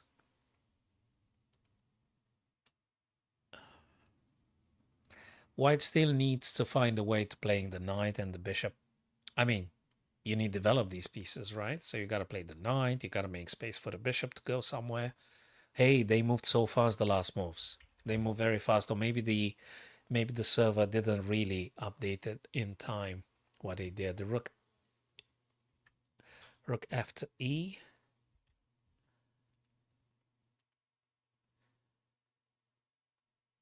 Knight c5. Let me put the blue paint here. That knight is quite on an outpost. If you attempt to do some b pawn, it's going to be en passant. I'm pretty sure you guys haven't forgotten about the en passant. So b4 doesn't solve the knights, doesn't kick the knight away. You can't do it. He put those knights quite nicely. I mean, this knight in particular, the knight on c5, is quite nicely positioned there. This is a dangerous knight. It's quite inconvenient, that knight. It's the most inconvenient. There is also some a5, bishop a6, perhaps at some point. With knight d3. Dreaming, but it's possible. Anyway, black's most unhappy piece is the bishop on e7. The rest of them are relatively happy, but this bishop on e7 is not. Bishop a4 kicks the rook. You gotta move the rook. You gotta move the rook. Or unless you wanna play a knight, but you're in a pin. Nah, better takes, right? Okay. a5, I guess bishop a6 could be an idea. We'll see about that. What do you do with the bishop on c1 though? So if you're white here, what exactly are you going to play with that bishop on c1? Where do you go? Probably e3, right? g5. Okay. For the time being. Then you can play knight e3. He challenges the bishop. He refuses to trade. He wants to keep the bishop on this diagonal, obviously. This bishop on e7, it's not worth trading. For white, from white's point of view, you may want to keep this bishop is very active. Ooh, taking space and actually threatening f4. It does threaten f4. That's what it is. And then you don't have space, so you kind of have to take. Now bishop can go back if they want to. Bishop can go g5, I guess. But not now. Knight g3. What's he want to do? Knight g3. What do you want to do with this knight on g3, I wonder? Knight d5. Takes a pawn. That's something. Gotta be careful. Oh boy. I think Magnus needs a coffee or something. Battery here. But that's okay. Hans gonna take his bishop. He's gonna take this bishop, I think, right now. Opening the other bishop's diagonal, getting rid of an active bishop. That's an active white piece, and I think black's just gonna take it. And in the okay, he played bishop f8. That is probably opening up the file for the rook. So he moved the bishop on f8 to allow the rook to actually support some pawn moving down the board or something. Okay, I think we might need to. Okay, I understand. I understand what you're meaning. Yeah. Okay, I understand. Okay, good. Okay, just no, don't put this one now. What are you doing? I'm in the stream. What are you doing? Jesus Christ. Okay. All right. I understand. Right, fellas, we gotta have to call it a day for the time being.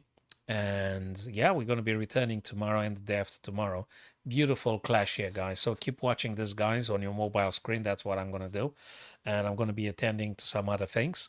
So I absolutely am grateful for your presence, my friends. Check my latest YouTubes or TikToks and subscribe, follow, my friends. I appreciate and see you very, very, very soon.